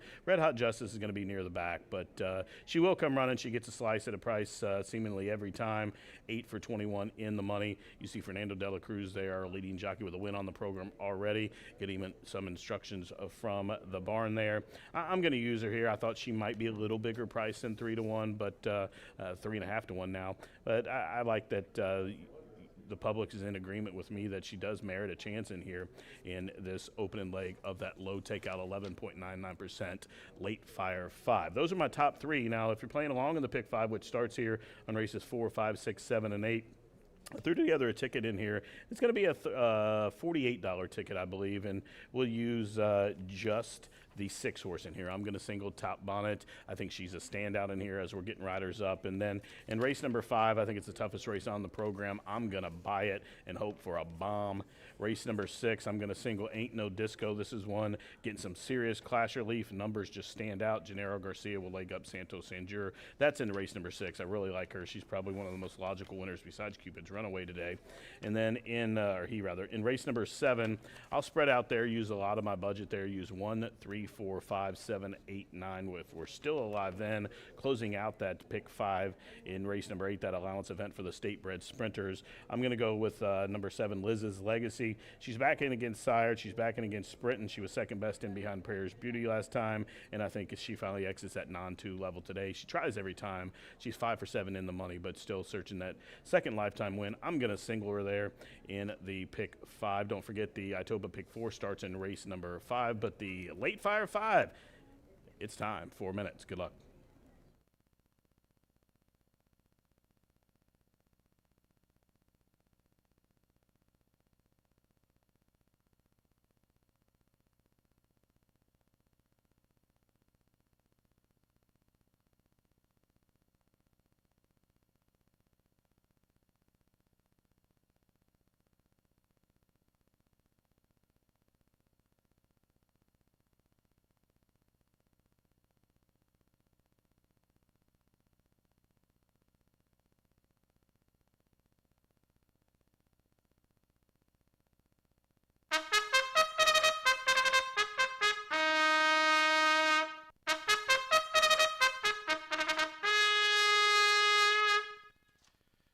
The horses call postward now for the 4th race. This is at 1 mile and 70 yards. They field of 7. Number 1, Total Luna Eclipse has been scratched. Scratch the 1, Total Luna Eclipse. Exacta, Trifecta, Superfecta. Double pick 3. Start here the 50-cent late pick 5. Main track fast. Turf course good. Turf rail on that Caesars course set at 36 feet. Parading with 3 minutes to post time. 3 minutes to get a bet on.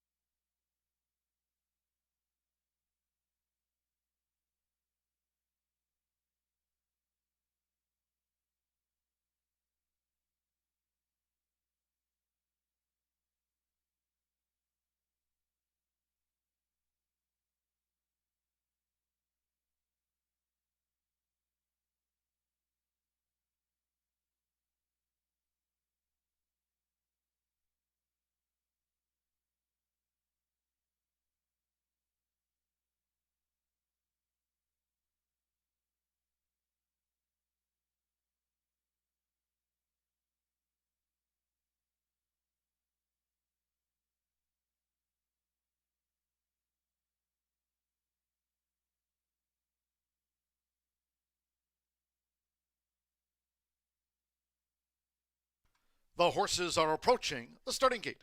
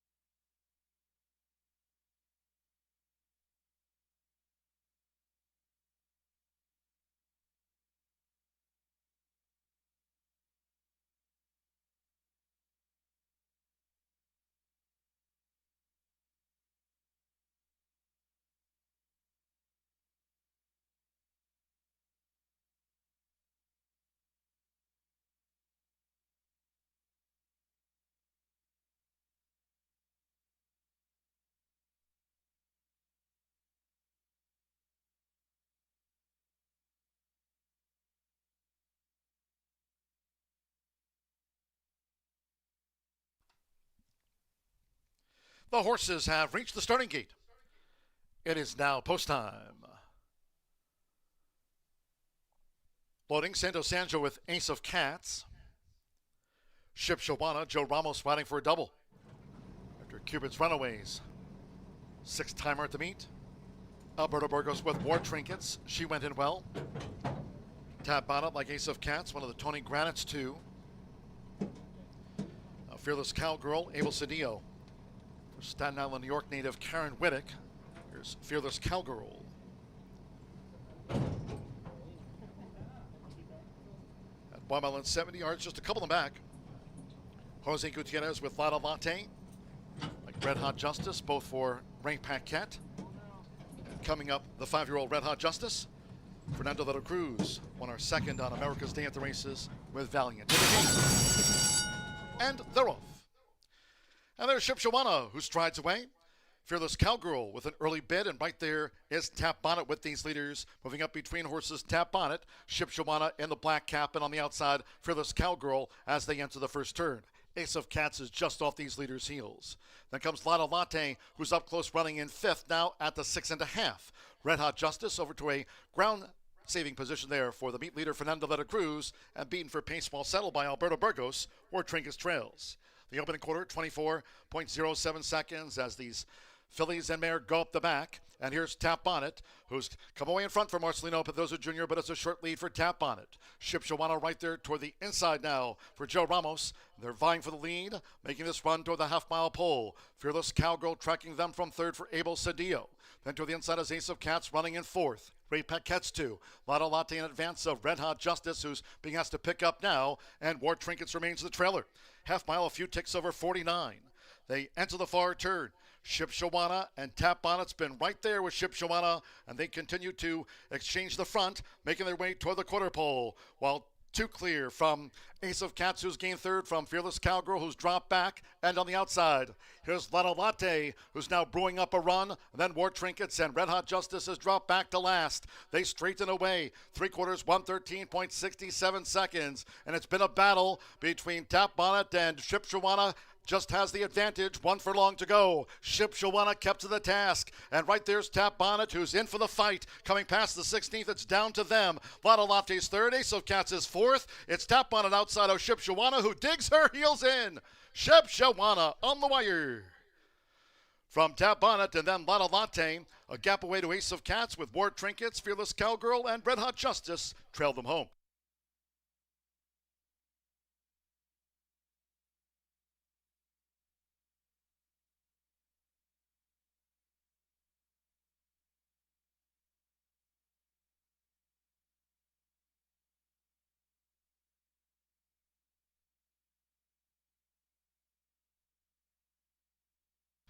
Photo finish, 143.37. Win photograph. Hold all tickets.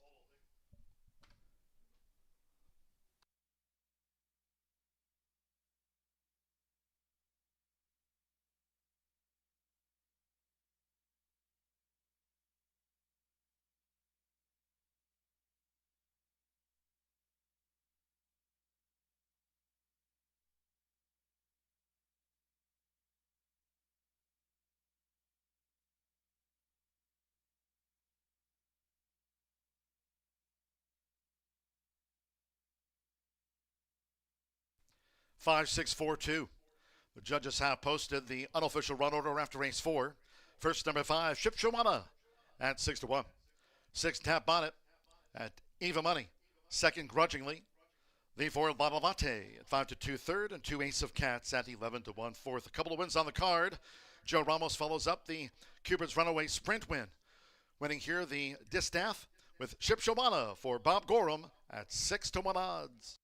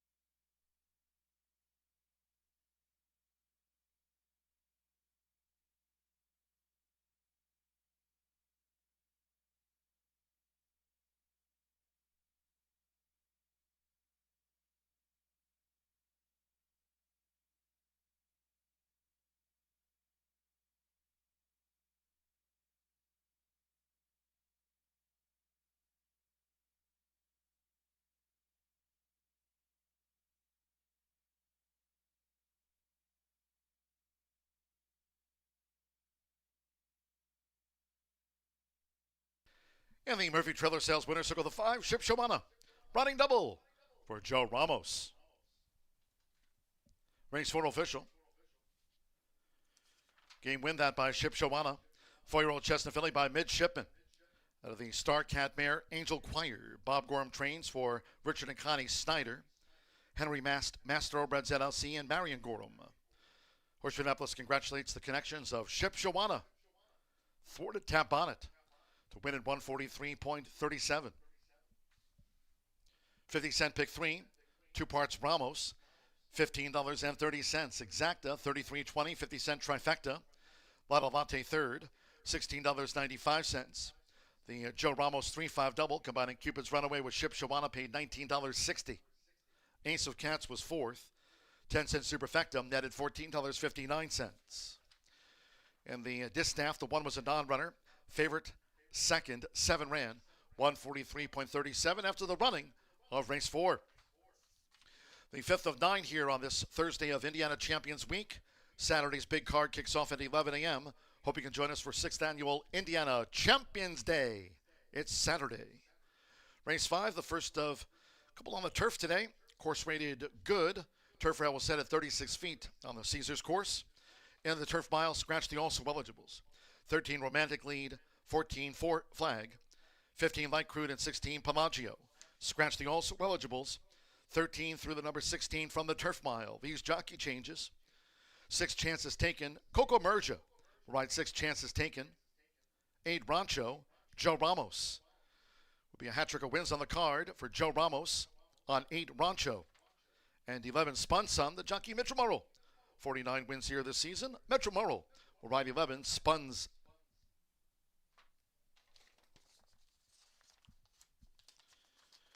Spun Sun in the turf mile. Again, Mitchell Murrell rides the number 11. Spun's Sun. Exacta Trifecta Superfecta. Double pick 3 and start to the $1 late pick 4 presented by Itoba. It's 21 minutes away. It'll be off just before the bottom of the hour.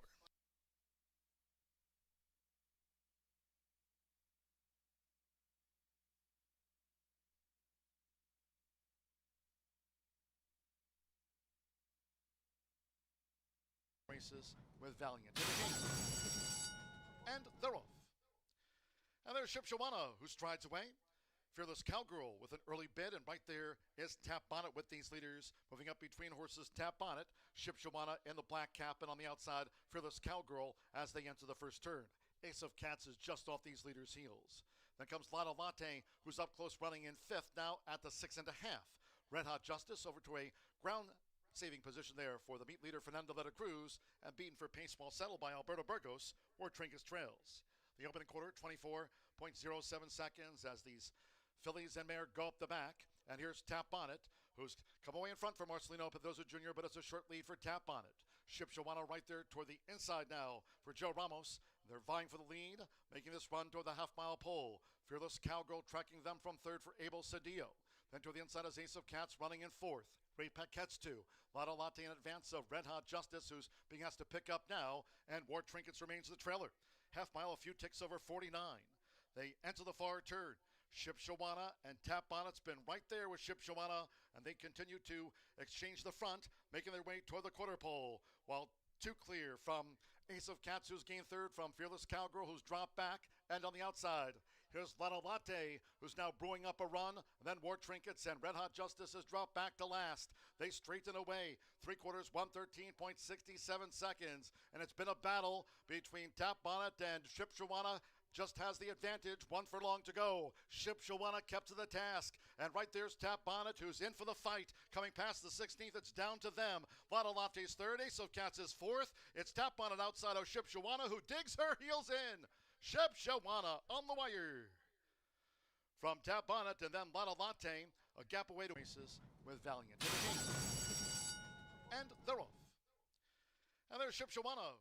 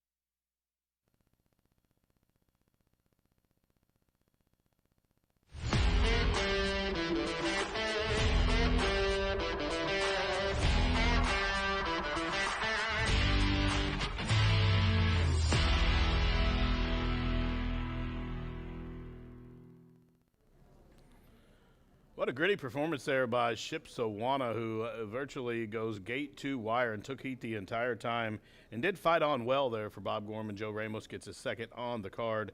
As we move on to race number 5, closing leg of the early pick 5, and looking at the will pays, some sizable payouts there. It pays to, make a wager on these pick 5s here with this low takeout. Like we have one coming up here in the 4th race there that he just won. We had one coming up that was 11.99%. We got the pick 4 coming up here, reduced takeout of 15%. But those will pays, we started off the day with Magic Seeker at 3-1, and then Valiant paid $3.40, and Cupid's Runaway was the odds-on favorite, and then just now Shipsawana paid $15, but was third choice in the morning line at 9-2.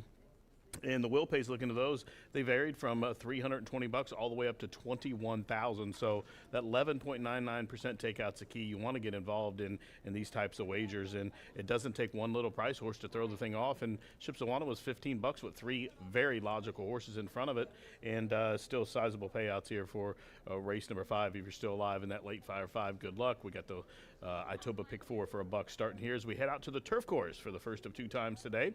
That turf course listed as good, 36 feet here for this. Non-winners of 2 claiming event, 12.5 is the claiming tag, and a mile on that good turf. Again, 36 feet out is the distance. Jockey change in here on the 8 Rancho to Joe Ramos, and looks like a jockey change on the 11 Spun Sun to Mitchell Merle. Take out the also eligibles. Wide open race here for me. I was really having trouble trying to find a winner here, but number 9, Dowie, is one that I'm going to try to take a stand on, thinking that maybe the horse might be a little bit of a price. It's an Indiana bred who's won 3 times. Now, per the conditions of the race, the Indiana bred maiden and lifetime condition races that were for a $15,000 claimant tag or less do not count against you. So Dowie's still eligible for this type of race, and I'm going to bet this horse jumps. If the horse jumps well, is on the toes in the paddock there. And if this horse jumps well, I think he could be tough to run down. He gets a big heart when he's on the lead. Danilo Rave had a win on the program yesterday.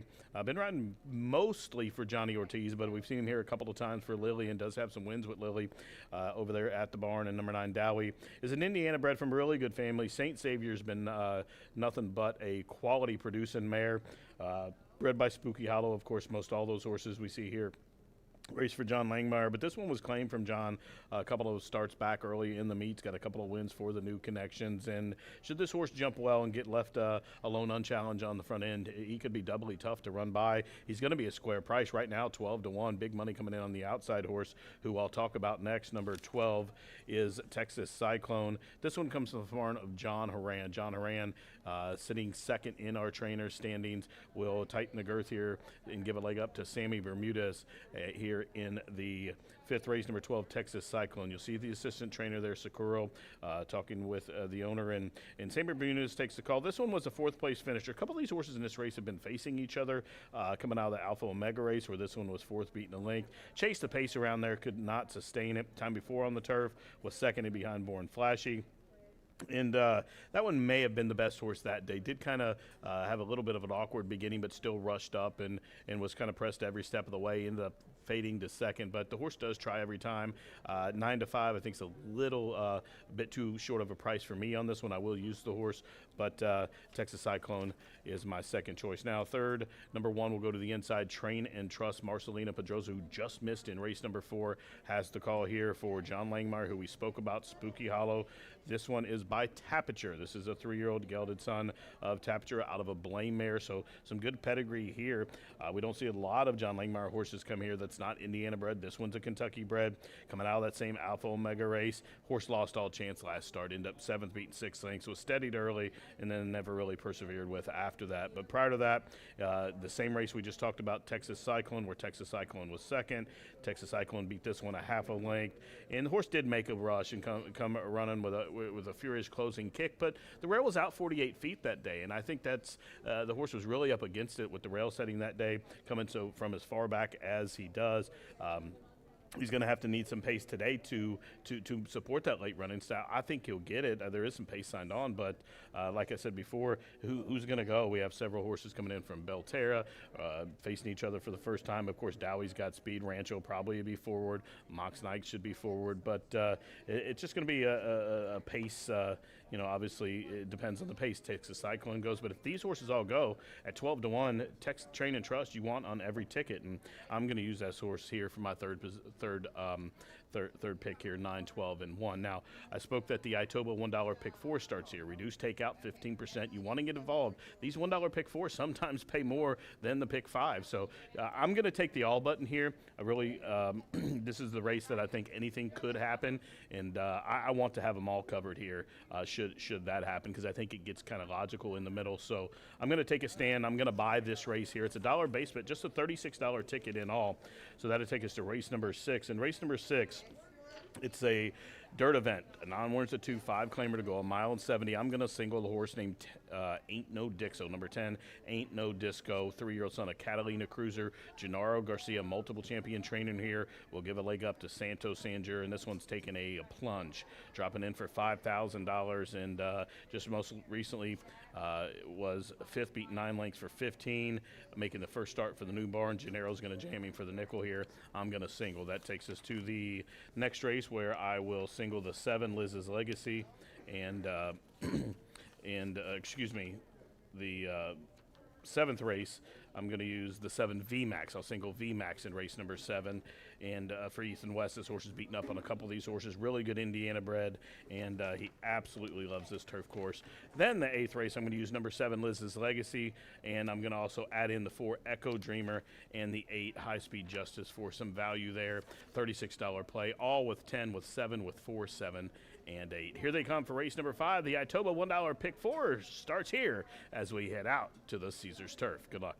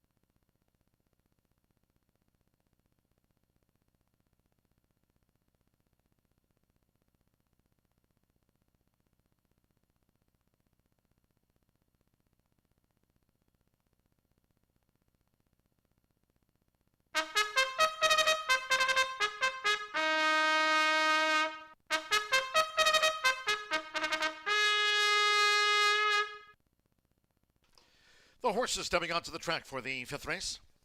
It's the first of 2 on the turf course, rated good, around 36 feet here in the turf mile. Scratch the also eligibles. 13 Romantic Lead, 14 Four Flag, 15 Light Crude, and 16 Pelagio. Scratch the also eligibles. Rider changes. 6 chances taken, Coco Merja. Ride 6 chances taken. 8 Rancho, Joe Ramos. Ready with a double on the card. Joe Ramos on 8 Rancho. And the 11 Spuns Sun, Mitchell Murrell. Rides 11 Spuns Sun. Exacta Trifecta Superfecta, double pick 3, and starts with a late pick 4, presented by Itoba. Closer to post time.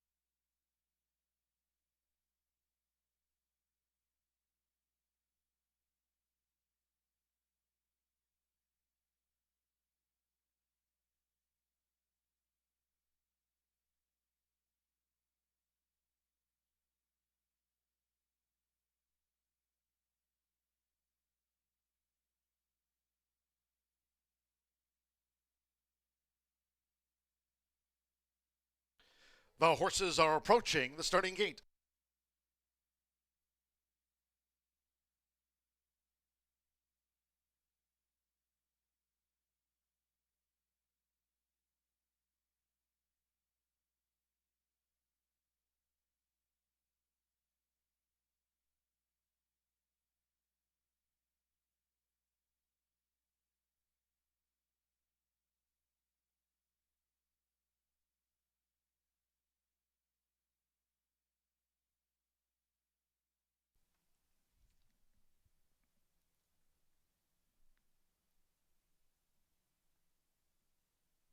The horses have reached the starting gate.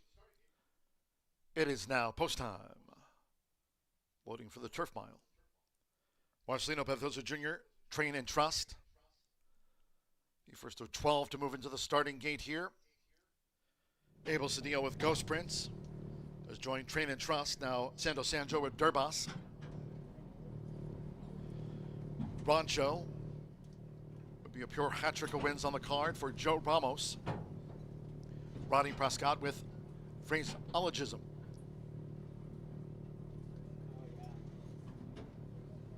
Daniela Gonzalez Rave, Dowie drew 9. Vino Caldo, Fernando de la Cruz on the Thursday scoreboard. Oscar Villarreal with Extravagant Prince.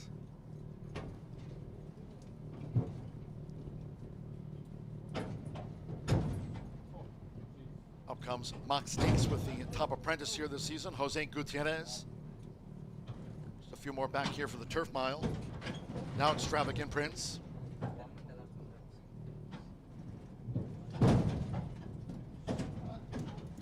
Coco Mercia with Chances Taken.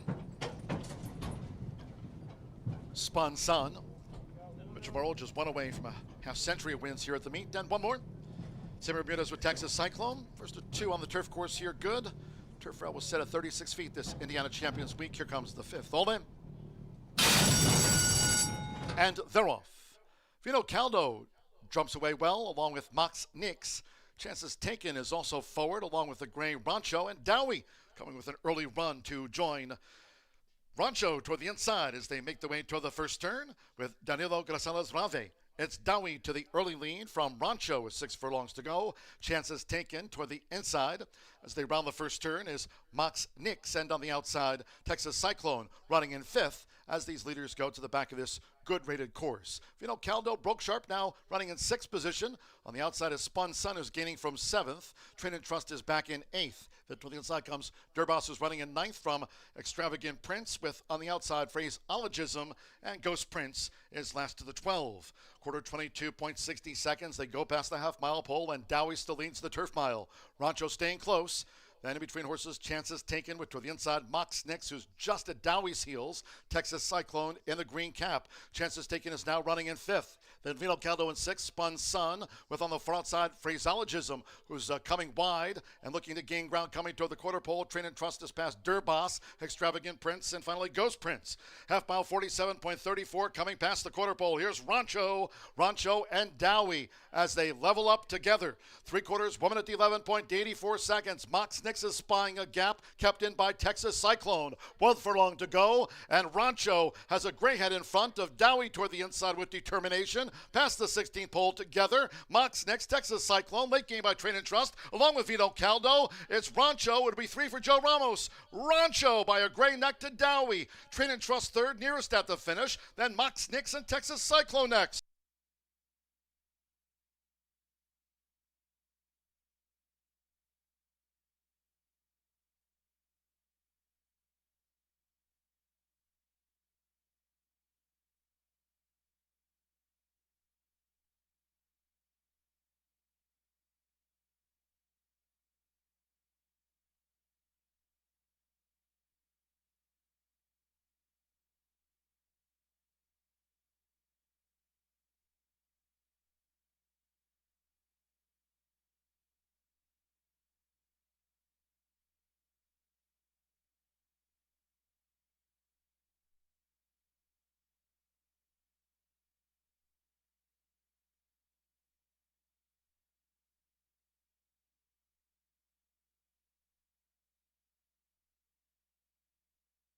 .137.26 after the turf mile.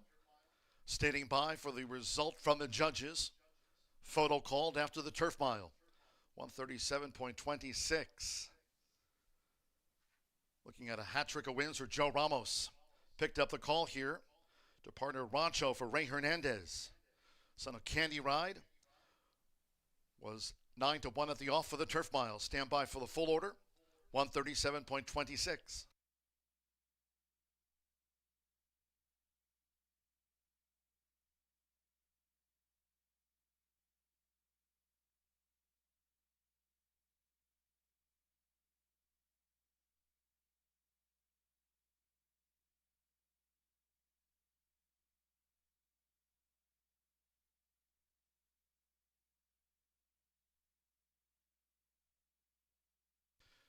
As we stand by for the full run order from the judges. And here it is, 8-9-1-5 unofficial. 8-9-1-5. First, number 8, Rancho. Number 9, Dowie, second. 1, Train and Trust, third. And 5, Mox Neeks, the unofficial fourth.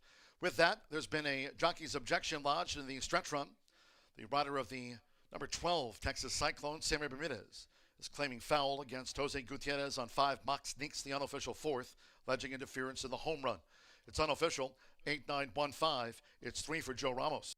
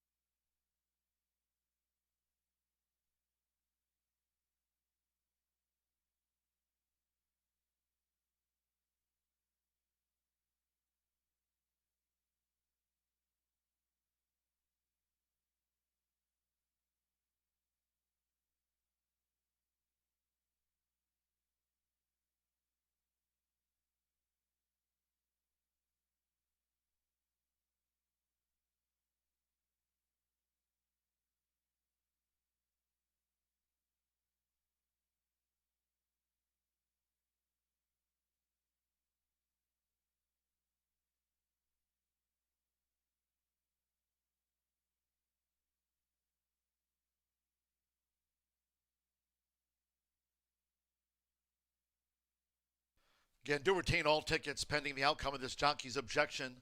Stretch run of the turf mile is still under a steward's review. Stepping into the Murphy Trailer Sales Winners Circle is the 8, Rancho. Joe Ramos for 3. 11 in the last 4 days of racing here for Joe Ramos on a roll. Rancho is a 3-year-old gray roan gelding by Candy Ride. Of the Never on Sunday mare, Miss Julia Starr for Ray Hernandez. Horseshoe Indianapolis congratulates the winning connections of Rancho. Takes out the turf mile.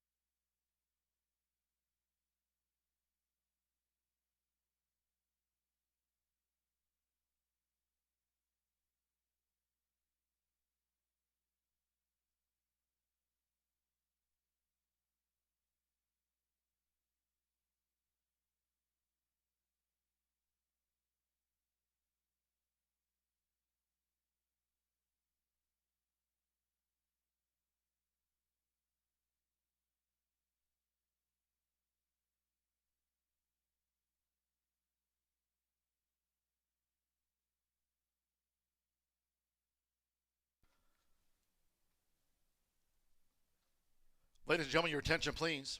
Upon review of the stretch run, the stewards have made a disqualification. The jockey's objection has been upheld.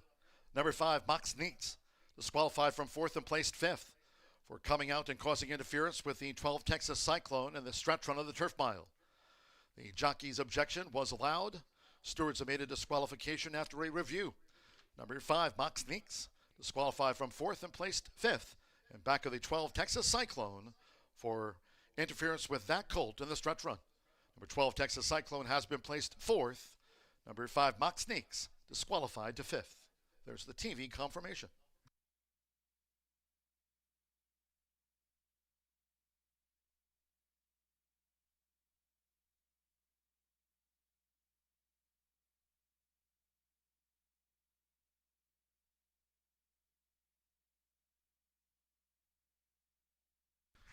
Here's the cause for the disqualification.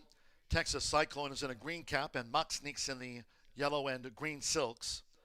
Mock Sneaks, under left-handed urging, comes out, bumps the 12 Texas Cyclone through the home run of the turf mile, and thus the jockey's objection was upheld by the stewards after their review. Again, Mock Sneaks, under that left-handed crop, comes out, causing interference with Texas Cyclone, and the stewards upheld that jockey's objection and reversed those two.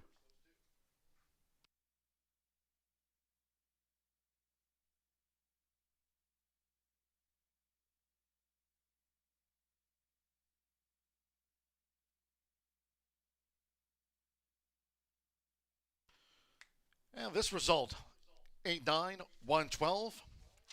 Number 5, Mock Sneaks, disqualified from 4th and placed 5th. It's been confirmed official. $21 to win on Rancho, the Joe Ramos hat trick. 8-9 exacta, 212.20. 50-cent trifecta, $353.45. Train and Trust 3rd. The 10-cent superfecta with Texas Cyclone placed 4th. $483.86. Pick 3, $55.50. The $1 early pick 4 daily starts on the 2nd of the day. Paid out on 404, $335.30. And the the 50 cent, you can always bet $1, but 50 cent minimum pick 5 of 5 for $1,627.45. The 50 cent early pick 5 result in. 19 minutes away, race 6 of 9 here. Fast main track, scratch the 9 Freaky Z. 9 Freaky Z has been scratched. 11 Red Hill, Oscar Villarreal rides 11 Red Hill. There was a claim from the turf mile for $12,500. Number 1, Train and Trust, claimed away by trainer Ralph Martinez. For new owner Paul Martin, claimed Train and Trust, ran 3rd. Post time, 5:02.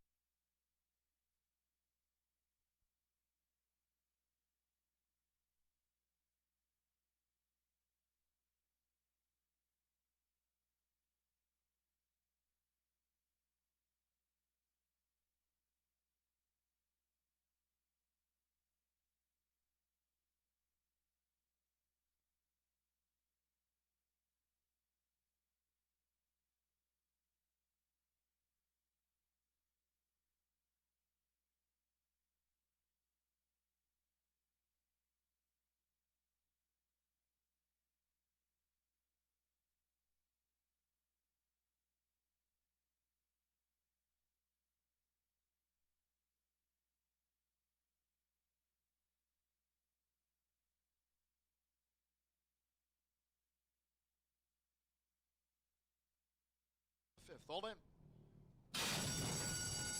And they're off. Vino Caldo jumps away well, along with Mox Nix. Chances Taken is also forward, along with the gray Rancho, and Dowie coming with an early run to join Rancho toward the inside as they make their way toward the first turn with Danilo Gracales Rave. It's Dowie to the early lead from Rancho with 6 furlongs to go. Chances Taken toward the inside as they round the first turn is Mox Nix, and on the outside, Texas Cyclone running in 5th as these leaders go to the back of this good-rated course. Vino Caldo broke sharp now, running in 6th position. On the outside is Spun Sun, who's gaining from 7th.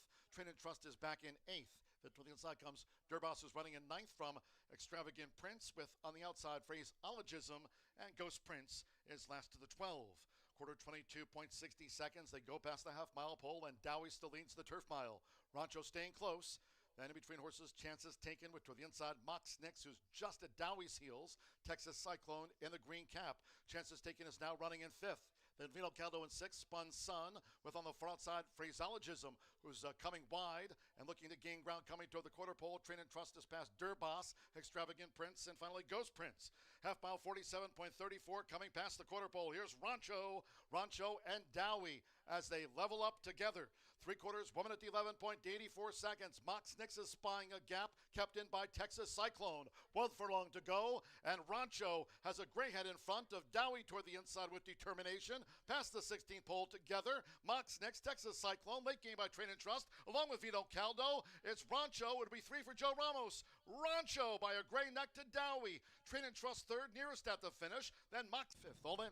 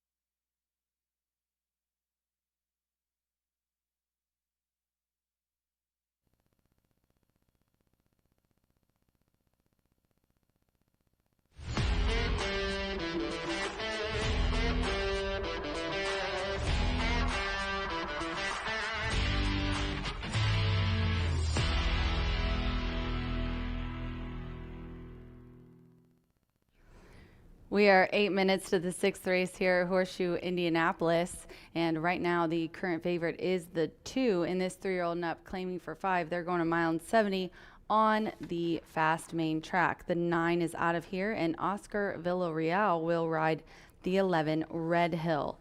I'm going to go in this race against the favorite with the 8, the Frontiersman. The Frontiersman gets Marcelino Pedrosa in the irons, looking for his first win on the day. Karen Wittick is the trainer, 4-year-old gelding.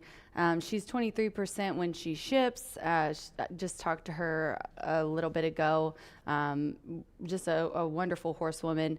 She's 16% in claiming as well, and 18% on the year. This horse she's bringing from Belterra off of a 3rd place finish and a claiming for 5. This horse has been in the money plenty of times. Loves to get 3rd. 5 3rd place finishes, a 2nd and a win. And bringing this one here to Indiana. Hasn't been on Indiana dirt before, but at the distance, 2 of the mile and 70 races that this one has won 3rd place finish. Definitely has kind of a tracking running style. We'll see if anybody sends and he has something to run at. Will definitely benefit him there. And then the 10, Ain't No Disco, 5-1. Santo Sanger aboard here for one of our top trainers, Gennaro Garcia. This one has ran predominantly sprint races, so and has ran here a couple times these last 2, and ended up in a 5th place finish in there out of a 7-horse field. But man, he just really has trouble with his trips.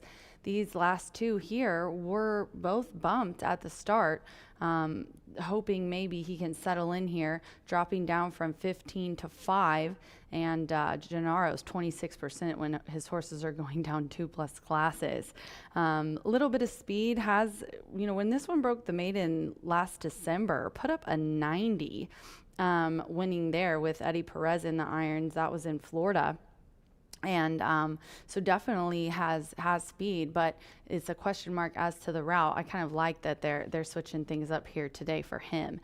The 3 is 12-1 on the tote board. Boys Code, that is who I'm going to round out my trifecta with.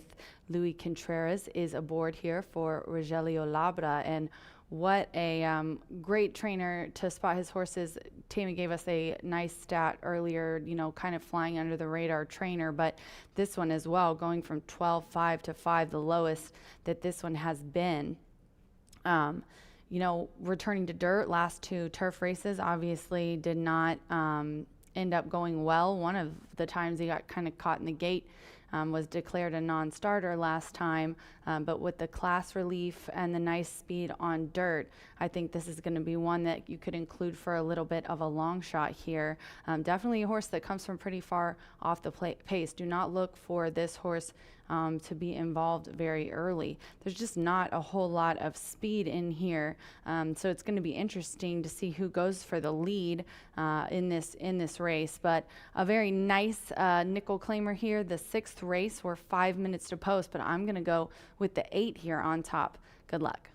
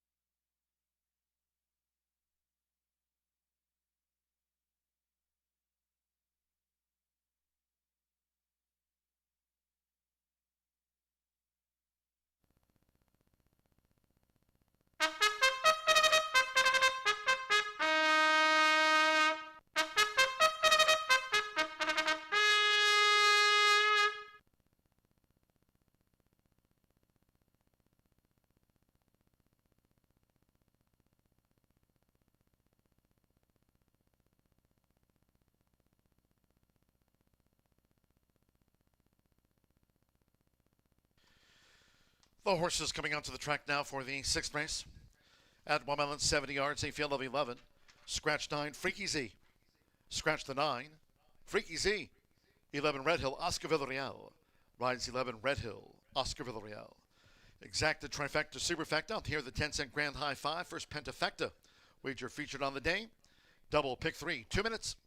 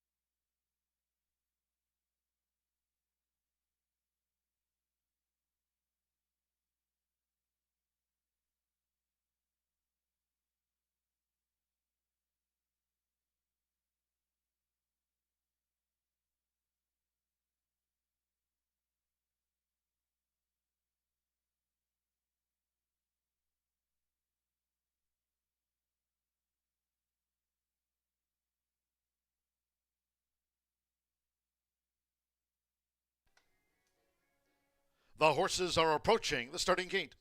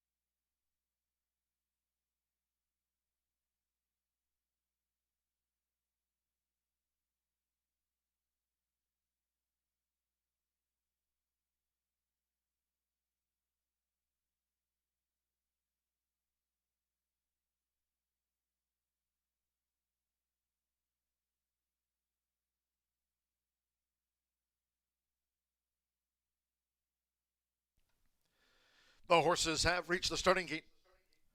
It is now post time. McKenna Anderson with Stay in Your Lane.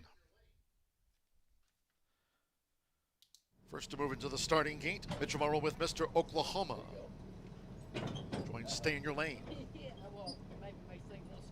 Hannah Leahy with Enjoy the Crack into post 2. Sam Ramirez with the gray Only Frank Knows. Luis Contreras and Boys Code. Grains have moved in. Marcelino Pethosa Jr. with the Frontiersman Drew 8. Abel Cedillo with Halter Boy. Fernando de la Cruz with Innisfree Lad. 10-1 on Innisfree Lad.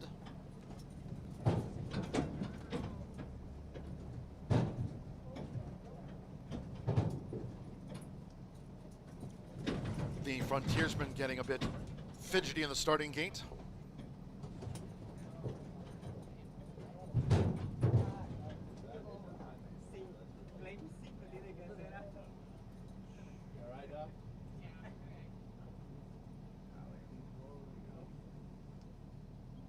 Now Sando Sandro with Ain't No Disco.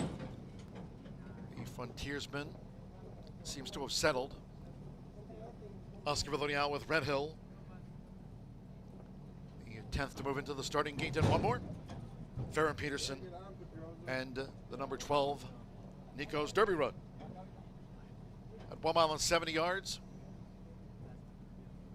Here we go. They're in the gate. And they're off. And Enjoy the Kraken broke sharp along with Mr. Oklahoma showing his speed, and they're headed off now by Ain't No Disco with Santos Sanjor. Ain't No Disco takes the lead as they enter the first turn from Mr. Oklahoma, who now pursues. Enjoy the Kraken is running third against the rail. Then on the outside comes the Frontiersman in fourth. Boys Code is fifth now at the 6.5. With on the outside, Red Hill. Stay in Your Lane comes up the inside parts of the track there for McKenna Anderson with a bid. Let's break a 3 more to Nico's Derby Run, who's out wide on the track, racing in advance of. The next gray is Only Frank Knows with toward the inside, Halter Boy and Innisfree Lad is last.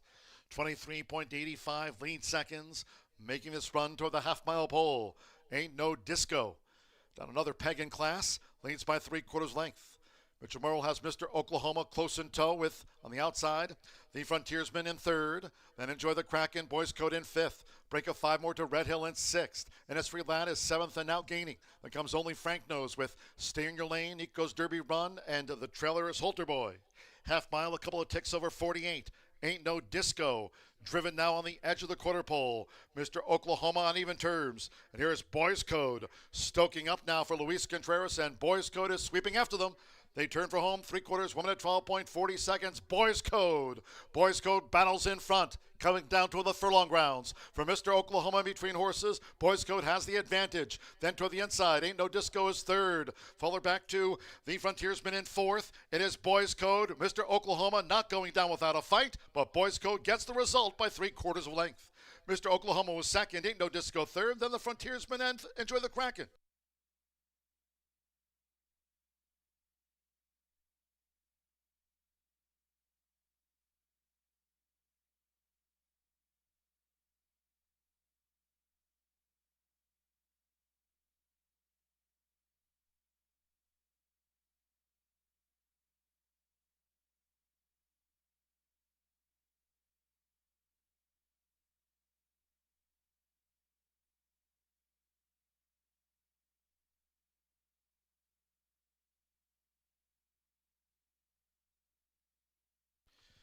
.141.90 seconds after race 6, unofficial. Order posted 3-6. 10-8-2 was fifth. First, number 3, Boys Code at 5-2. Number 6, Mr. Oklahoma at 7-2 was the runner-up. 10 Ain't No Disco. 2-1 favorite third there, dropping in class again. The 8, the Frontiersman. 5-1 fourth, and there's the 2, Enjoy the Kraken and the Red Silks. 10-1 fifth, getting into the frame for the Pentafecta. Hold all tickets until official. Luis Contreras gets on the score sheet here for Rogelio Labra. Juan de la Cruz. Boys Code at 5-2, the second choice.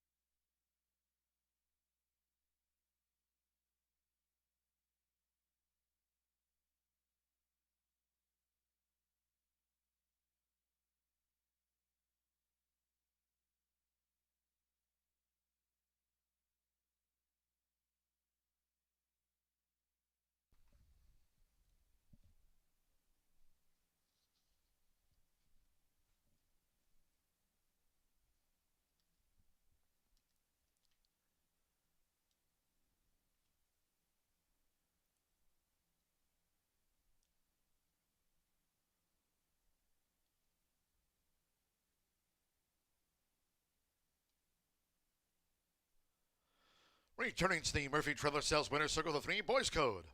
Onto the hands of Luis Contreras. Boys Code is a 5-year-old gray roan gelding by Boys at Tuscanova.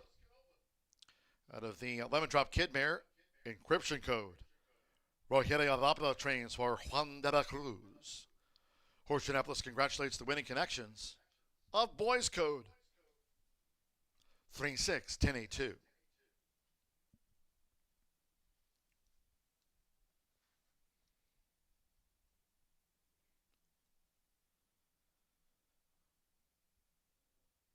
It's official.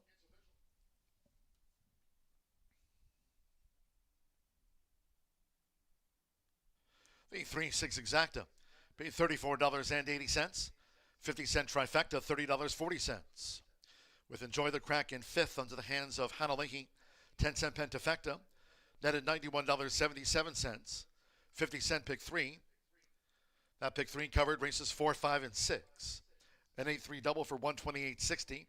10-cent superfecta, $22.96. And the 5 with the 8 with the 3 pick 3 netted $312.25.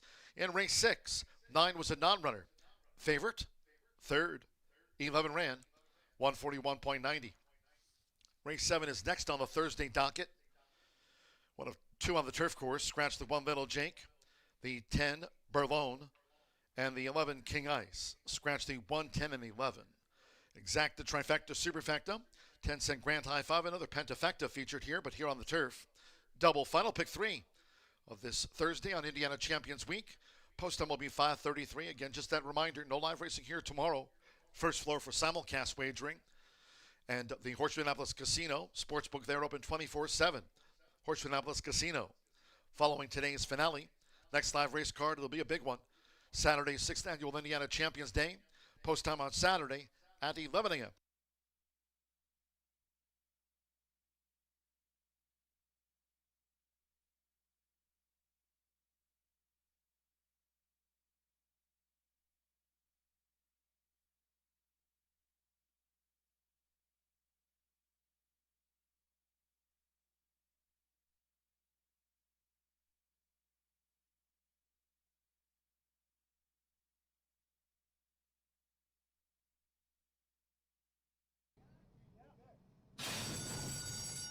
And they're off.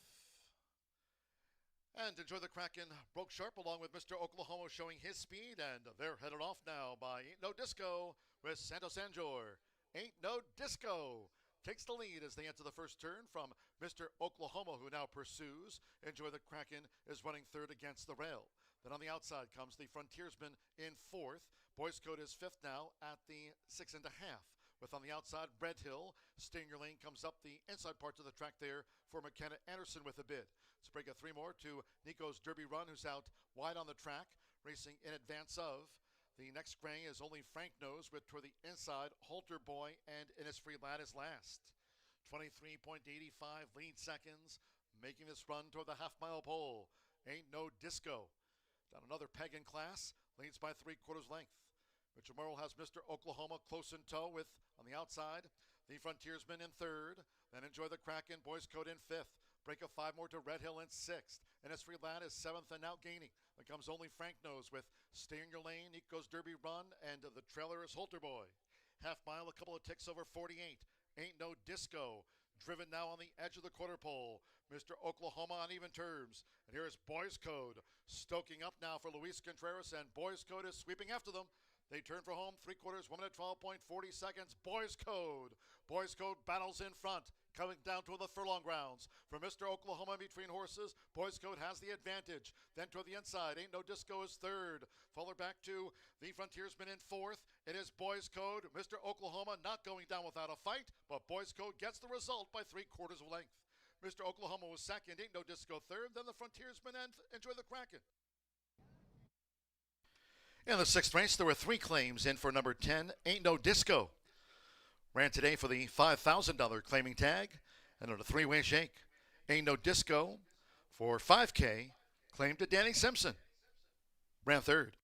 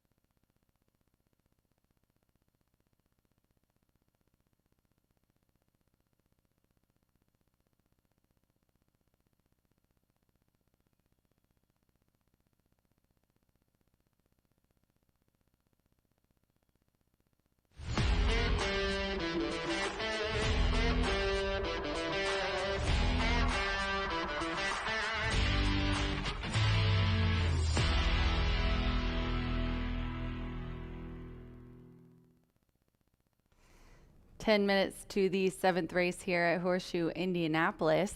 Before we get talking about this 7th race, we do want to announce a very special birthday. It is our General Manager and Vice President Eric Hallstrom's birthday today. Happy birthday, E. From all of your friends and your Horseshoe family here at Horseshoe Indianapolis. We got the Viking colors for you, bro. Good job, Aaron. Happy birthday, Eric. We all love you, and we're super lucky that you are here with us at Horseshoe Indy. Best boss ever. Hope you have a great night betting sports, eating wings, and drinking beer, which is his favorite thing to do. Let's talk about this allowance optional claiming for 20. These are Indiana breds, 3-year-olds and up, and they're going a mile and a 16th on the turf. The 1 is scratched out of here in the 10, and obviously the MTO. I'm going to go with the 3 here on top. Rigoberto, 7 being the heavy favorite right now. But I'm going to go with this 4-year-old gelding who was a winner last out in an allowance on the grass here. Routing put up a 74 Brisnet speed figure. Cipriano Contreras, a high percentage trainer as well. He's 24% win clip and 60% in the money. Amazing stats for Sippy. He also is 18% when his horse was a winner last race. He's 18% in turf as well and 15 in allowance ranks. These 2, Jose Gutierrez, Bug Boy has ridden him in the last couple weeks. They've gotten together for 7, and 4 of those have ended up being winners in a 3rd place finish. This horse definitely can come from pretty far off, has come 4 or 5 lengths off and had some nice races.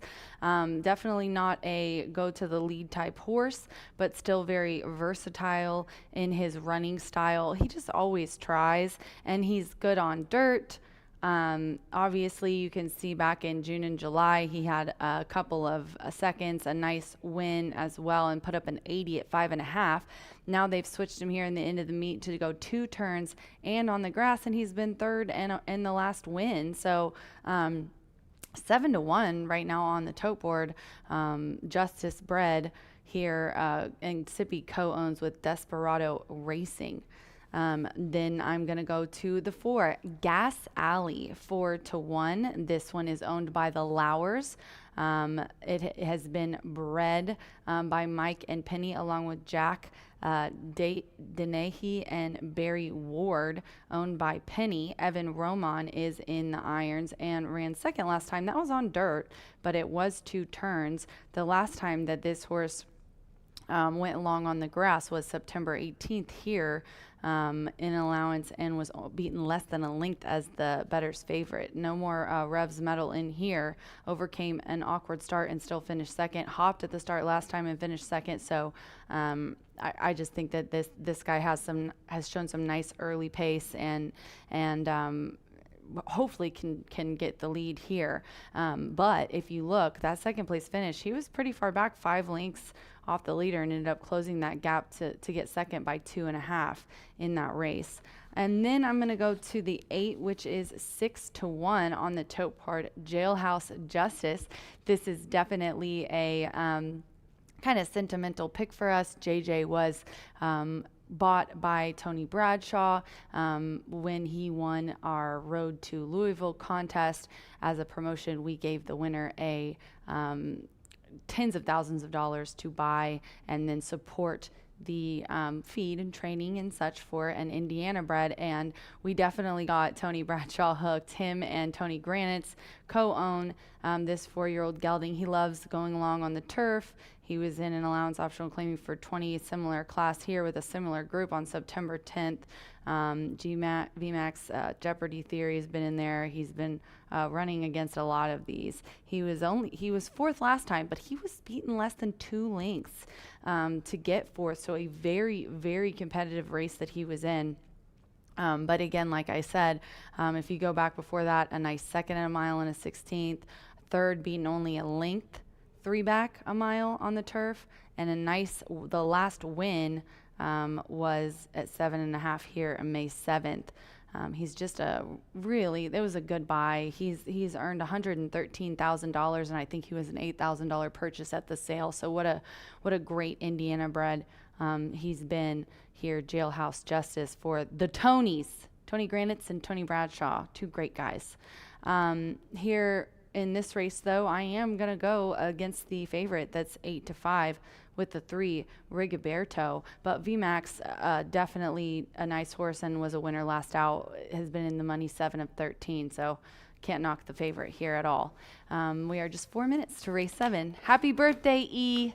Have a great night.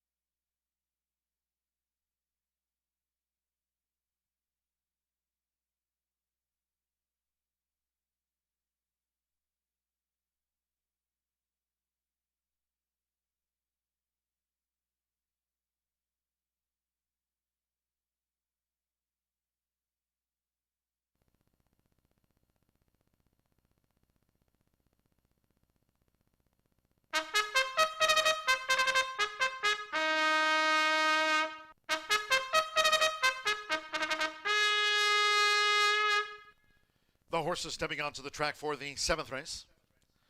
This the second of 2 Carter for the turf course here over the mile-ending 16th. Course is good out there on that Caesars course. Rail set at 36 feet this Indiana Champions Week. Here a field of 8. Scratch 1 Little Jake, 10 Burlone, and 11 King Ice was entered as a main track only. Scratch the 110 in the MTO King Ice number 11. Exacta Trifecta Superfecta, 10-cent Pentafecta, double pick 3. Close to post time.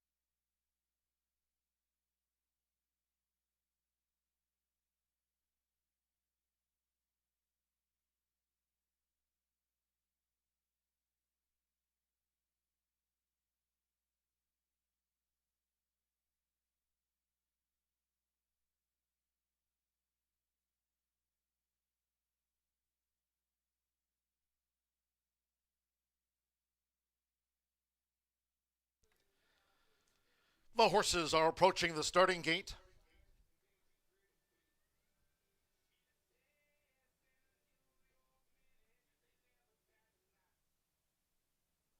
Crossing over to the turf course here for the final time today. In advance of Indiana Champions Day here on Saturday with that special post time on Saturday at 11 a.m. Arriving at the gate.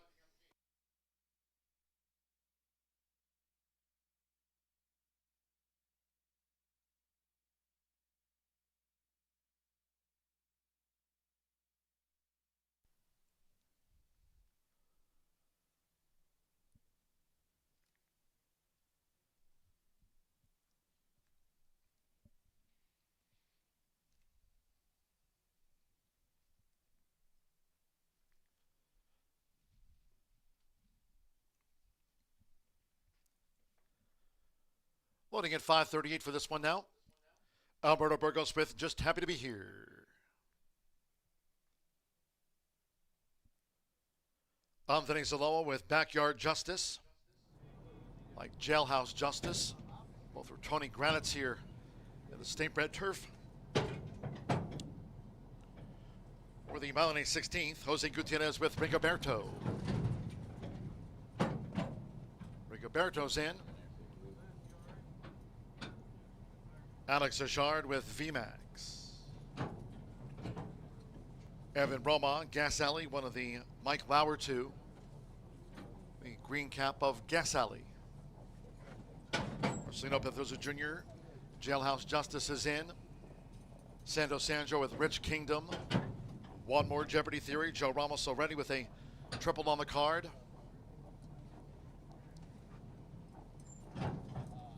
They're in the gate. And they're off. Off to an even start. Rigoberto breaks well, along with Gas Alley in the green cap, and Just Happy to Be Here holds the rail. Here's an early bid by Backyard Justice on the greatest Jeopardy Theory. It's Gas Alley. So Gas Alley for Evan Roman just leads past the awning. From a close-up, Backyard Justice toward the inside. Just Happy to Be Here in the white cap. Rigoberto between horses and Jeopardy Theory a touch wide out to the stretch. Then comes VMAX drafting in behind horses there for Alex Achard. Jailhouse Justice. JJ's in the red cap. And Rich Kingdom has dropped back to last as these Indiana breds go to the back of this good course being led by Gas Alley. Quarter 23.56. Gas Alley leads by 3/4 length to a close-up. Backyard Justice. Rigoberto the gray's in third.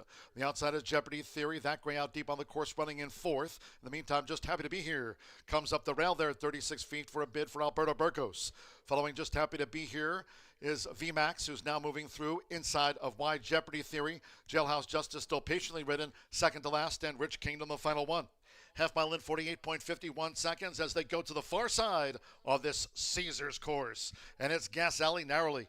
Backyard Justice right there with Andre Zaloa coming for a bid now. Backyard Justice and Gas Alley as they quicken up past the quarter pole. Just Happy to Be Here was switched out to the three path. Jeopardy Theory has been covering a lot of ground but in range. VMAX gets a rail run and Jailhouse Justice looking to pick through between horses. 3/4 at 112.06. It's Gas Alley. VMAX up the rail now for Alex Achard. It's a bold stroke. VMAX comes through inside of Gas Alley. Right there on the outside is Just Happy to Be Here. Backyard Justice, Jailhouse Justice. It's a VMAX win. VMAX has won it by a length to Just Happy to Be Here. Gas Alley was third, then Jailhouse Justice and Backyard Justice.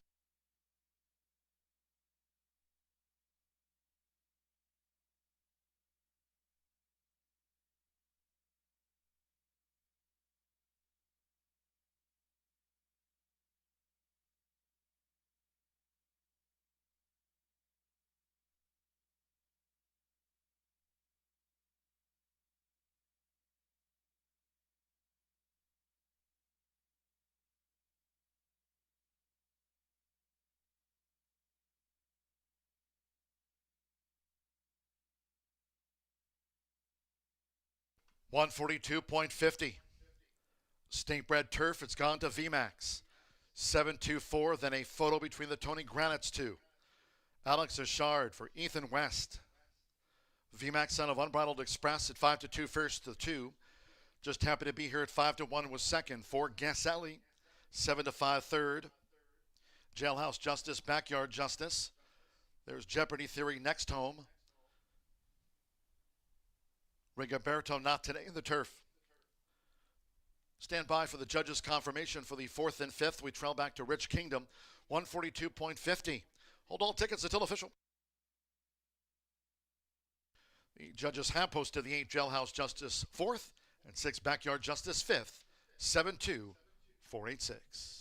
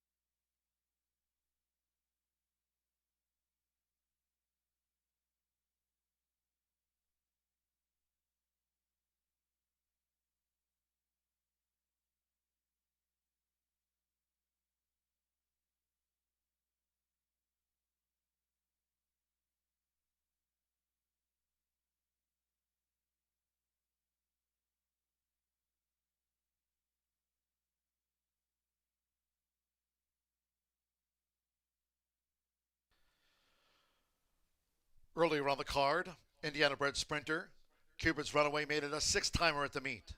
Here's a 4-time winner this season, VMAX, with Alex Ajar. The 7 VMAX is a 4-year-old Grey Roan Gelly by Unbridled Express. The Noble Causeway mare fighting Xenia. There's Ethan W.S. trains for owner Marianne Hunt. The winner was bred here in the Hoosier State by Robert J. Hunt. Horseshoe Indianapolis congratulates the winning connections of VMAX.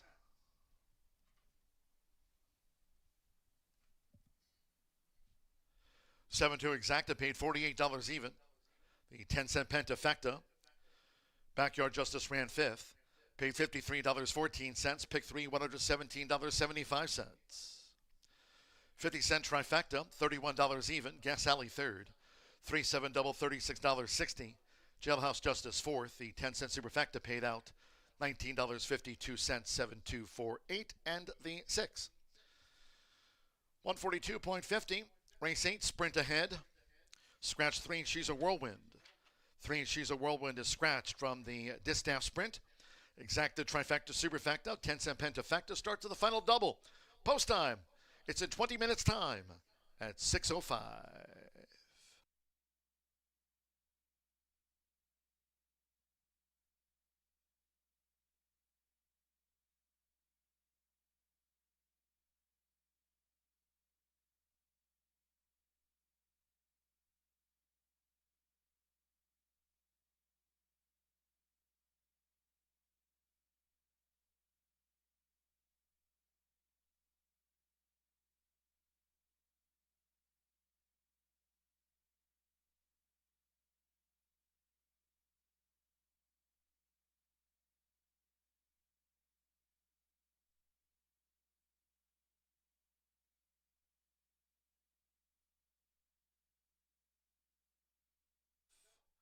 Off to an even start. Rigoberto breaks well, along with Gas Alley in the green cap, and just happy to be here, holds the rail. Here's an early bid by Backyard Justice on the green is Jeopardy Theory. It's Gas Alley. So Gas Alley for Evan Roman just leads past the awning. From a close-up Backyard Justice toward the inside, just happy to be here in the white cap. Rigoberto between horses and Jeopardy Theory a touch wide out to the stretch. Then comes VMAX drafting in behind horses there for Alex Achard. Jailhouse Justice, JJ's in the red cap, and Rich Kingdom has dropped back to last as these Indiana breds go to the back of this good course being led by Gas Alley. Quarter 23.56. Gas Alley leads by 3/4 length to a close-up. Backyard Justice. Rigoberto the Gray's in 3rd. The outside is Jeopardy Theory. That Gray out deep on the course running in 4th. In the meantime, just happy to be here. Comes up the rail there at 36 feet for a bid for Alberto Burgos. Following just happy to be here is VMAX, who's now moving through inside of Wide Jeopardy Theory. Jailhouse Justice still patiently ridden, second to last, and Rich Kingdom the final one. Half mile in 48.51 seconds as they go to the far side of this Caesars course. And it's Gas Alley narrowly. Backyard Justice right there with Andre Zaloa coming for a bid now. Backyard Justice and Gas Alley as they quicken up past the quarter pole. Just happy to be here was switched out to the 3-path. Jeopardy Theory has been covering a lot of ground but in range. VMAX gets a rail run and Jailhouse Justice looking to pick through between horses. 3/4 in 112.06. It's Gas Alley. VMAX up the rail now for Alex Ashard. It's a bold stroke. VMAX comes through inside of Gas Alley. Right there on the outside is Just Happy to Be Here. Backyard Justice, Jailhouse Justice. It's a VMAX win.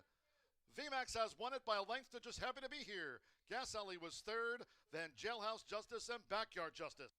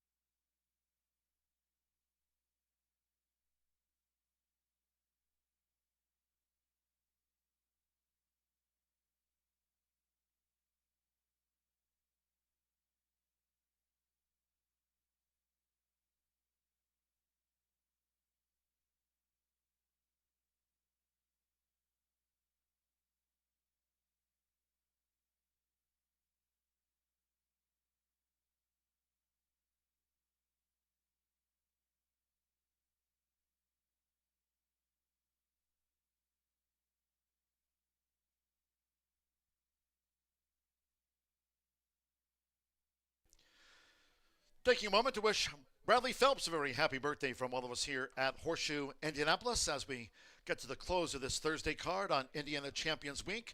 Wishing Bradley Phelps a very happy birthday from all of us here at the Hippodrome.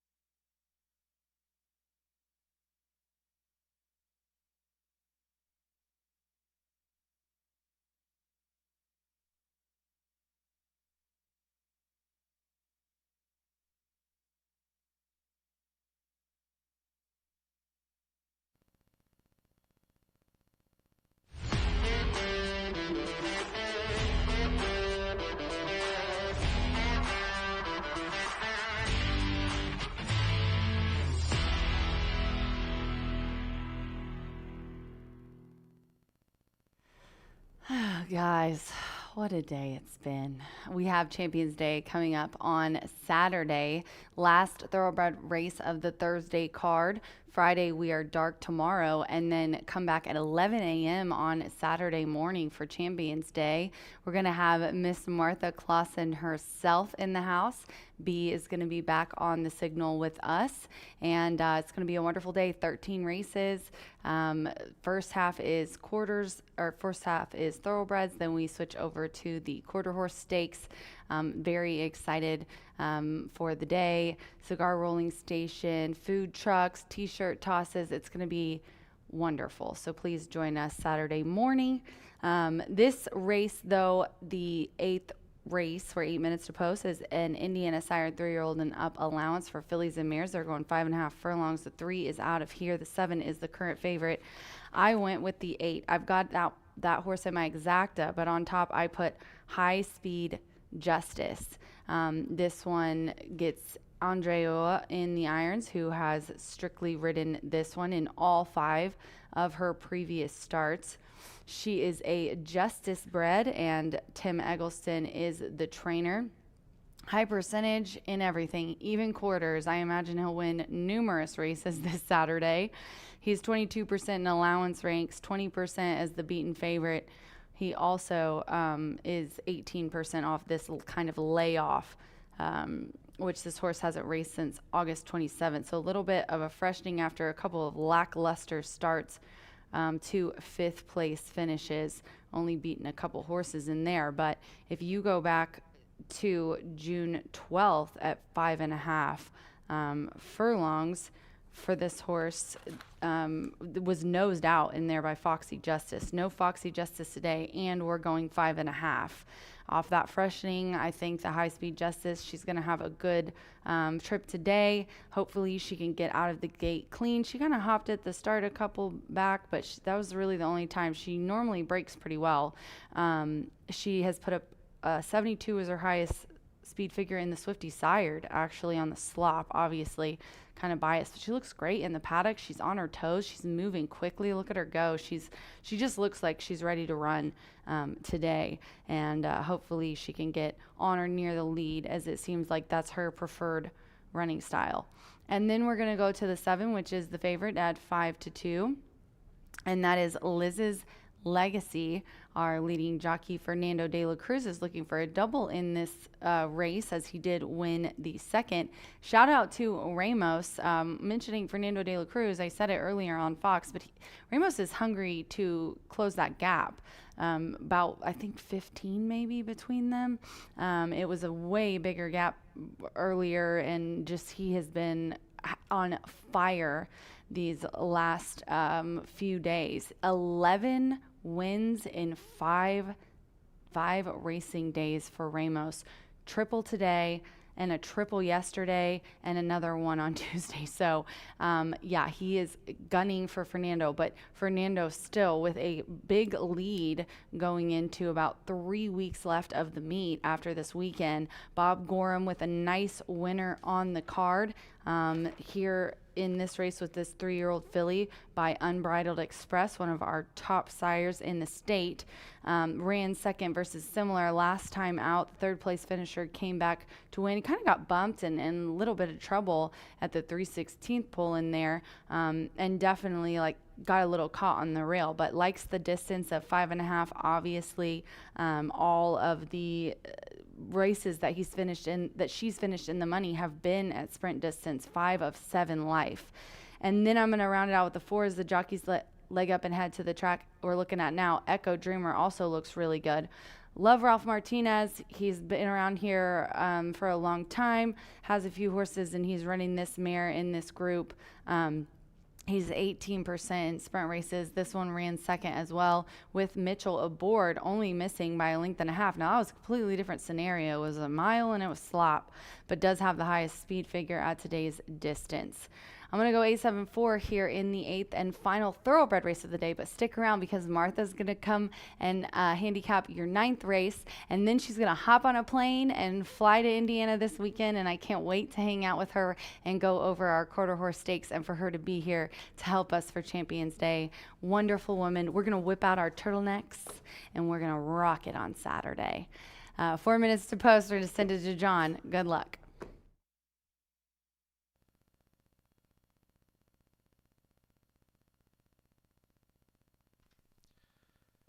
Cheers, Rachel. I've got my turtleneck all picked out for Saturday's Indiana Champions Day 2. Here they come.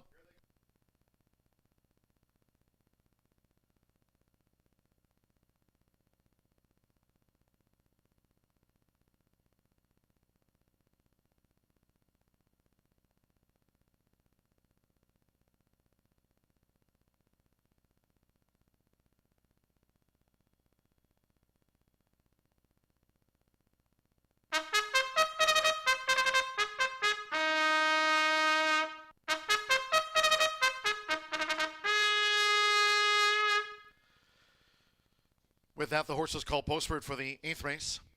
This distaff sprint over the 5.5 furlongs, a field of 8. Number 3, She's a Whirlwind, has been scratched.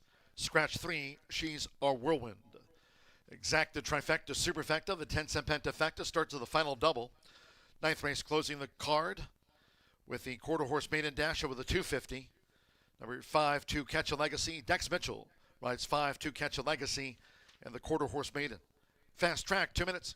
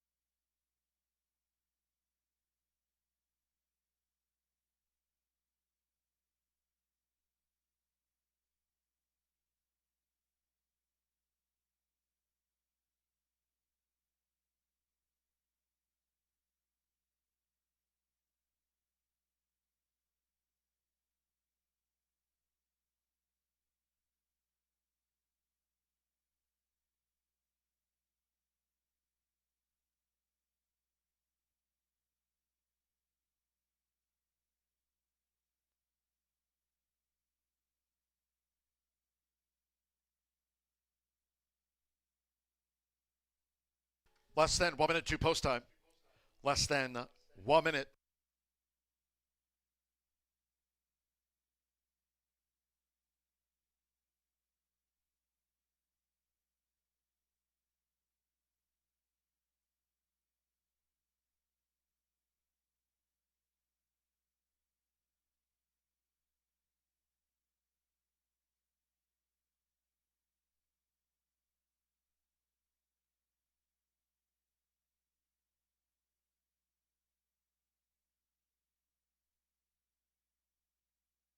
The horses are approaching the starting gate.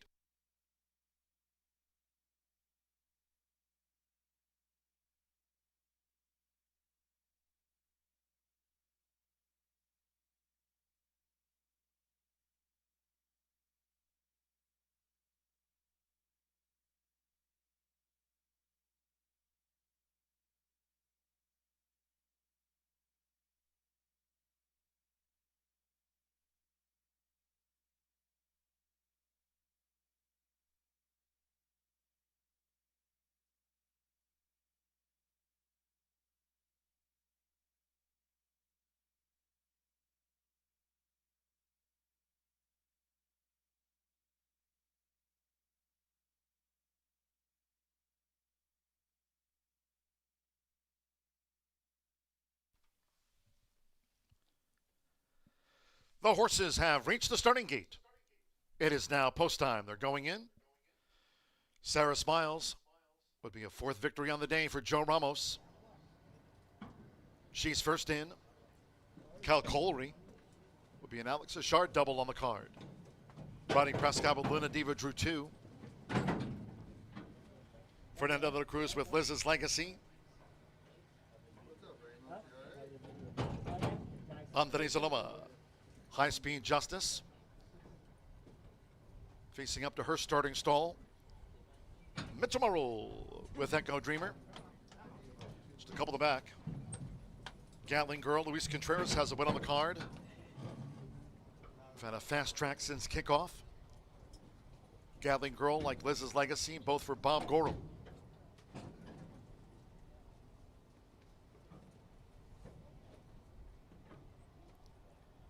Right now, Gatling Girl, Liz's Legacy, and High Speed Justice, the 3-1s. At 5.5 furlongs. One more. Jose Gutierrez with Peter's Dream for this distaff sprint. They're all in line. Revolving sprinting. Liz's Legacy was quick to break the line. Here's Luna Diva and Gatling Girl with early interest. High Speed Justice and Peter's Dream charging up on the far outside. Sarah Smiles in the orange sleeves has come out running in fifth toward the inside in front of Echo Dreamer Cal Coley. And after breaking sharp, Liz's Legacy is last. They head toward the far turn. It's Luna Diva with Rodney Prescott. Luna Diva is the pilot as they round the far turn with High Speed Justice and Peter's Dream a wide bid. The quarter 22.30 seconds, inside 3 to go. Luna Diva leads by a couple lengths to Peter's Dream and High Speed Justice, the pursuers. As Gatling Girl comes through toward the inside, Cal Coley is wide. Liz's Legacy, Sarah Smiles, and Echo Dreamer is last. Here come the Hoosiers, and it's Luna Diva. Luna Diva now bracing for the charge of, on the outside, Gatling Girl, who's coming with a surging run for Luis Contreras in the furlong grounds. And Gatling Girl strikes the top from Luna Diva. Then High Speed Justice, put to the inside, Sarah Smiles, Cal Coley, and Peter's Dream. They're close to home. Gatling Girl wins by 3 from Luna Diva. High Speed Justice was third, and then Sarah Smiles, Cal Coley, along with Echo Dreamer, and the last two to pull up were Peter's Dream and Liz's Legacy.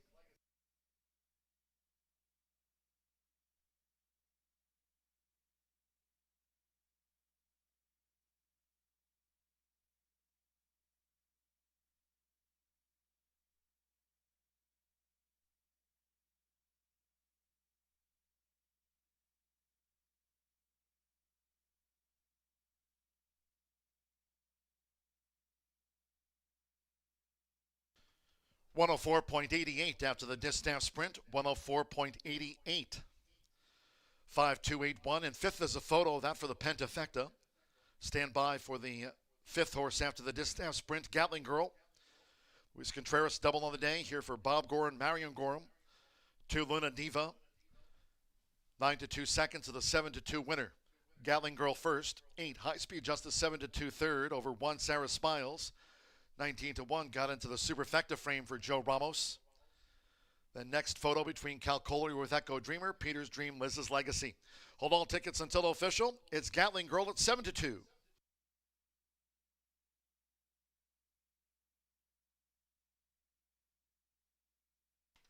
The judges have posted number 6, Cal Coley 5th, 5-2, 8-1-6 for the Penta.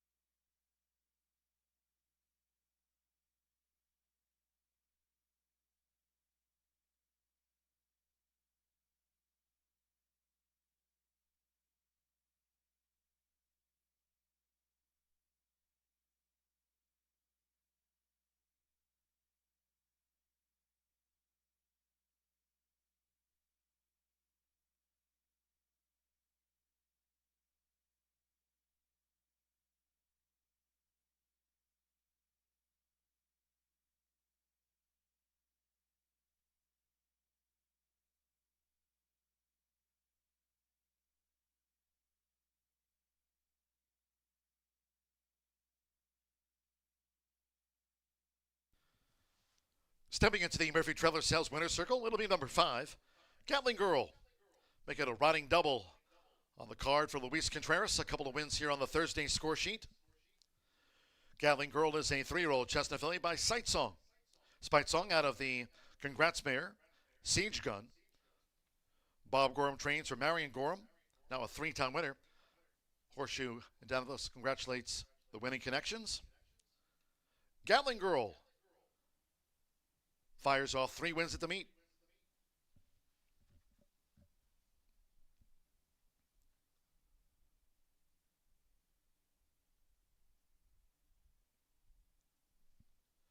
Result official.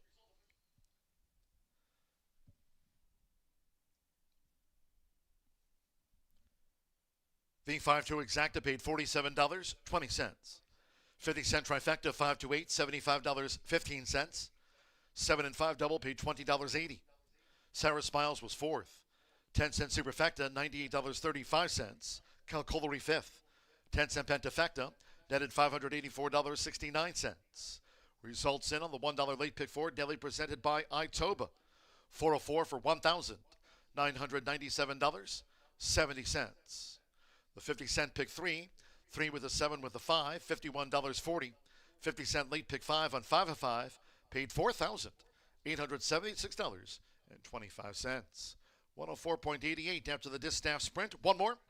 16 minutes away. 9th race closing the card with a quarter horse maiden over the 250. No scratches. Number 5 To Catch a Legacy. Dex Mitchell rides the first time starter, the 5 To Catch a Legacy. Exacta trifecta superfecta, the 10-cent quarter horse pentafecta for a 6:31 post time to close out the card.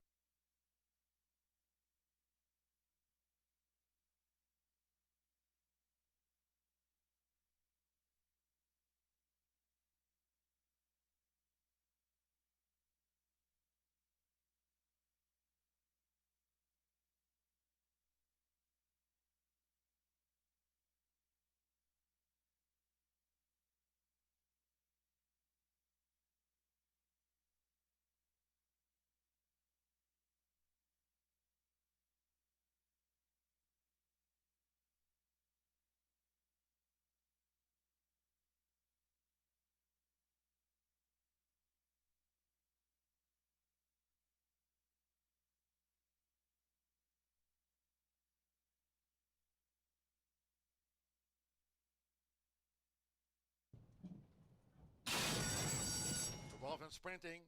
Liz's Legacy was quick to break the line. Here's Luna Diva and Gatling Girl with early interest. High Speed Justice and Peter's Dream charging up on the far outside. Sarah Smiles in the orange sleeves has come out running in 5th toward the inside in front of Echo Dreamer Cal Coley. And after breaking sharp, Liz's Legacy is last. They head toward the far turn. It's Luna Diva. With Rodney Prescott, Luna Diva is the pilot as they round the far turn with High Speed Justice and Peter's Dream a wide bid. The quarter 22.30 seconds inside 3 to go. Luna Diva leads by a couple lengths to Peter's Dream and High Speed Justice the pursuers. As Gatling Girl comes through toward the inside, Calcolory is wide. Liz's Legacy, Sarah Smiles, and Echo Dreamer is last. Here come the Hoosiers, and it's Luna Diva. Luna Diva now bracing for the charge of, on the outside, Gatling Girl, who's coming with a surging run for Luis Contreras in the furlong grounds. And Gatling Girl strikes the top from Luna Diva. Then High Speed Justice, but to the inside, Sarah Smiles, Calcolory, and Peter's Dream. They're close to home. Gatling Girl wins by 3 from Luna Diva. High Speed Justice was third, and then Sarah Smiles, Calcolory, along with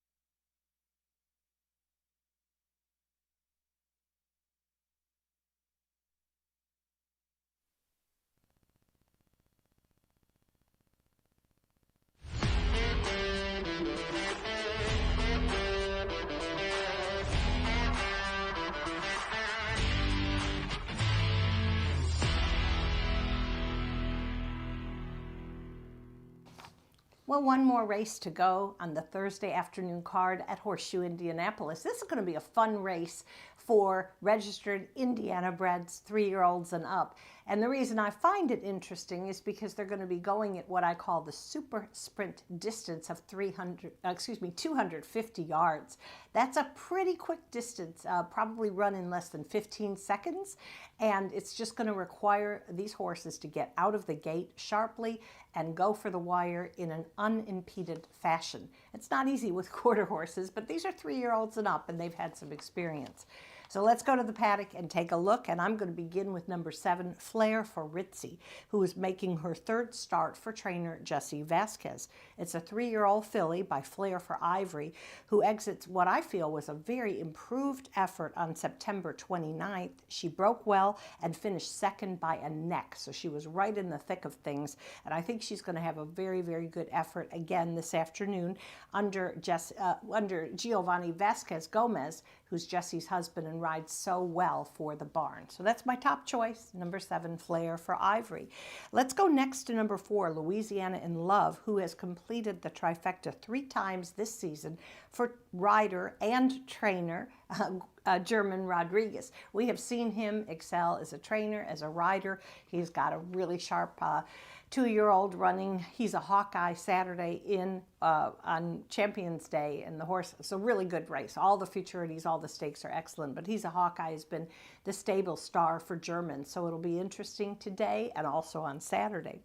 Anyway, 6th place finish in the 129th Sterling Bertram Memorial. Finished, like I say, didn't hit the board, finished 2nd, but I think when you have the drop from that level back to a maiden, I think that's key. All German needs to do is hustle this little horse out of the gate and has a good chance. All right, next up for me, we'll talk about Tony Cunningham. He's got 2 in this finale. My nod goes to Ted Harpold's homebred, number 3, Cartel's Kryptonite, a filly by Big Daddy Cartel. Struggled a little bit in 400 yards in that trial for the Sterling Bertram that occurred on September 15th. So it was tough, maybe just a little bit too far, too much distance, so cut back to 250 yards, I think should be in the mix under rider Danny Martinez. All right, now we're going to round out my top 4 with number 2, Political Lies, and you just have to forgive the last race in which the horse was bumped, not just by one horse, but bumped from both sides out of the gate. This is a filly sired by EOS Apolitical Win, reunites with jockey Eduardo Diaz, who's the meet's leading rider and obviously trained by the powerhouse barn of Tim Eggleston, 45 wins already this season. Quarter horse, I haven't kept track of his thoroughbreds, but he's doing pretty good with that too. So again, the clean break will be essential. The cut back to 250 yards can't hurt. So I'm going 7-4-3-2 in our finale. Again, want to remind everybody we've got an early post time on Saturday, 11 a.m. We'll begin with the thoroughbreds, and then races 8 through 13 are quarter horse stakes and major championships. Couldn't be more excited. We'll see you on Saturday at Horseshoe Indianapolis.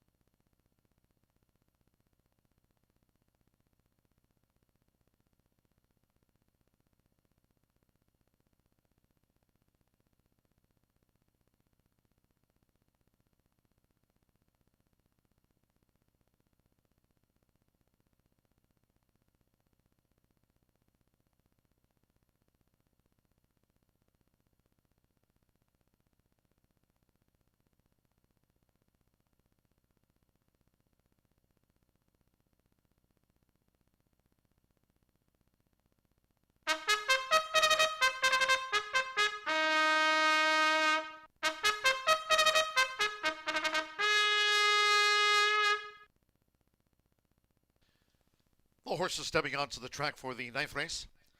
Closing the card with a quarter horse maiden dash over the 250 yards fast. All 9 run.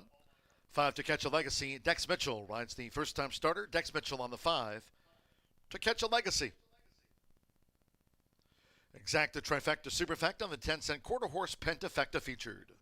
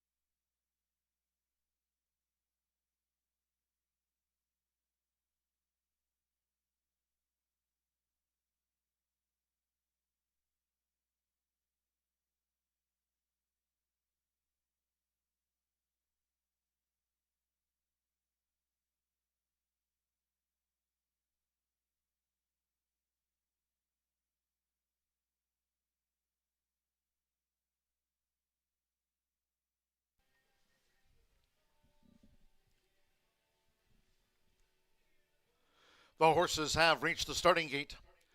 It is now post time. HF Just My Hero. System Majestic has joined HF Just My Hero. Louisiana in Love. She uses a flipping halter.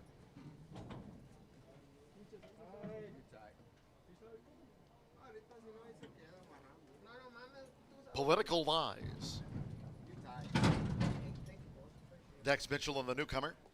To Catch a Legacy, drew 5.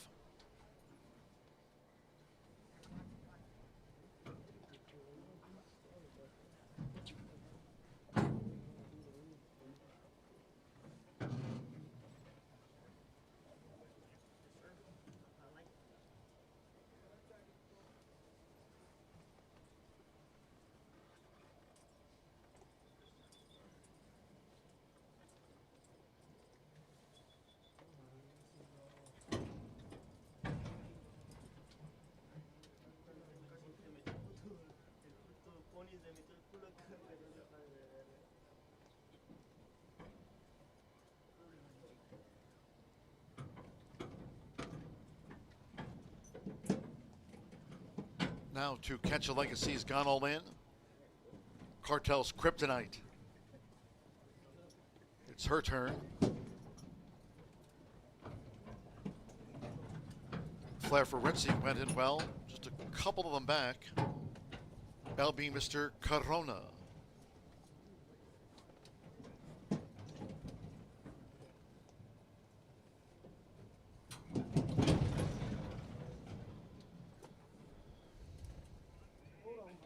Okay, one more. Francisco Quintana with Cindy Pop. Made it here over the 250 yards. Fast track at sunset. Closing out the card, Indiana Champions Day post time, 11 a.m. Eastern. All in. Off in the Thursday finale. HF Just My Hero bobbled. Here's Political Lies with Cartel's Kryptonite. Louisiana in Love. Now a charge from Flair for Ritzy. Here's Flair for Ritzy. Flair for Ritzy. And right there is Louisiana in Love. Louisiana in Love from Flair for Ritzy. Political Lies. And Cartel's Kryptonite was next from HF Just My Hero, and Cindy Pop followed them home.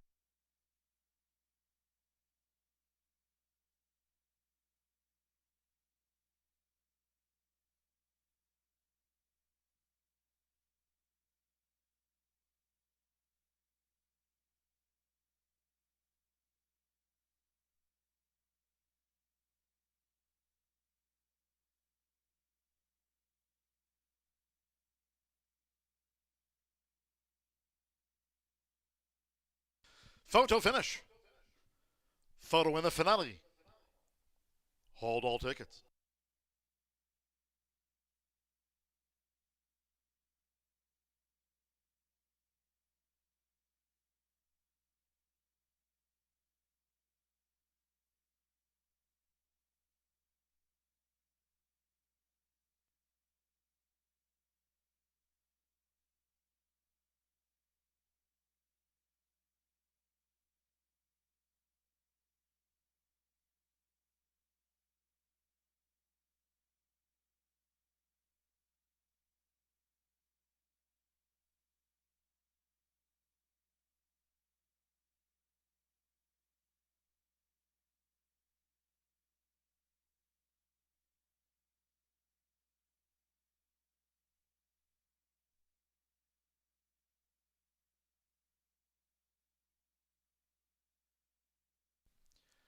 Standing by for the run order from the judges after the quarter horse main and dash.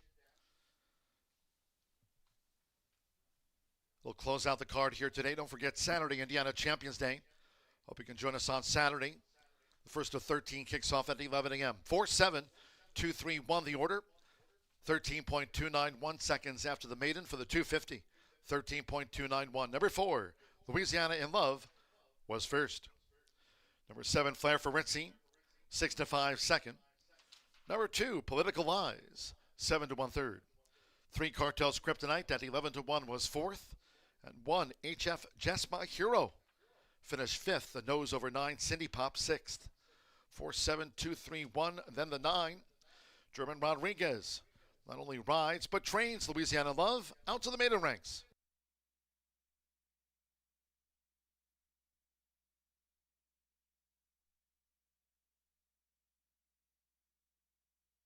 It's official. The 4-7 exacta paid $11.20. 50-cent trifecta, 4-7-2, $9.30. Political Lies was fourth. The 10-cent superfecta paid $6.72. 5 and 4 was the final double of the day. 5-4. Ticket paid $22.80. 7 with the 5 with the 4, 50-cent pick 3, $16.40. The 10-cent quarter horse pentafecta paid $20 and a nickel. HF Just My Hero ran fifth. 4-7-2-3-1.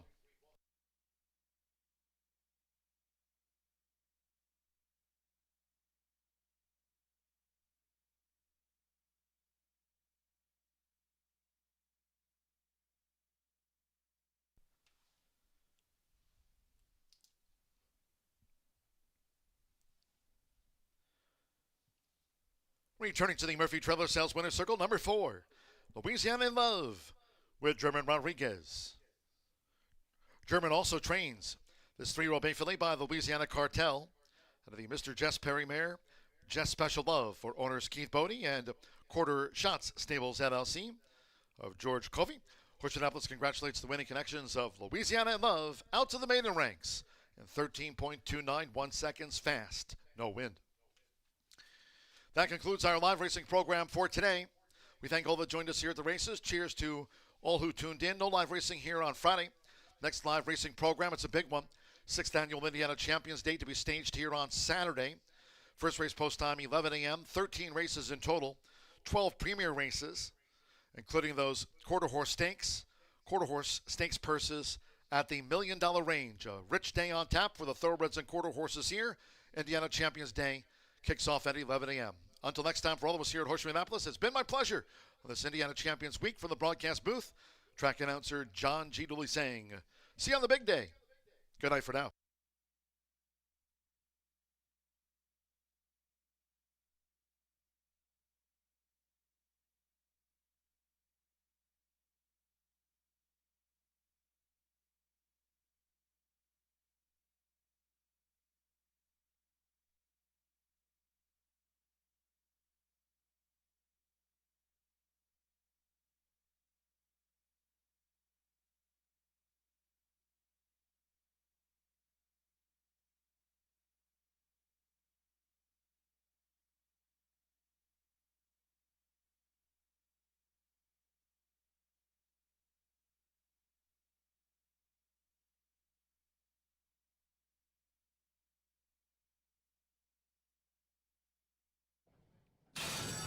Off in the Thursday finale, HF Just My Hero bobbled. Here's Political Lies with Cartel's Kryptonite, Louisiana in Love. Now a charge from Flair for Ritzy. Here's Flair for Ritzy, and right there is Louisiana in Love.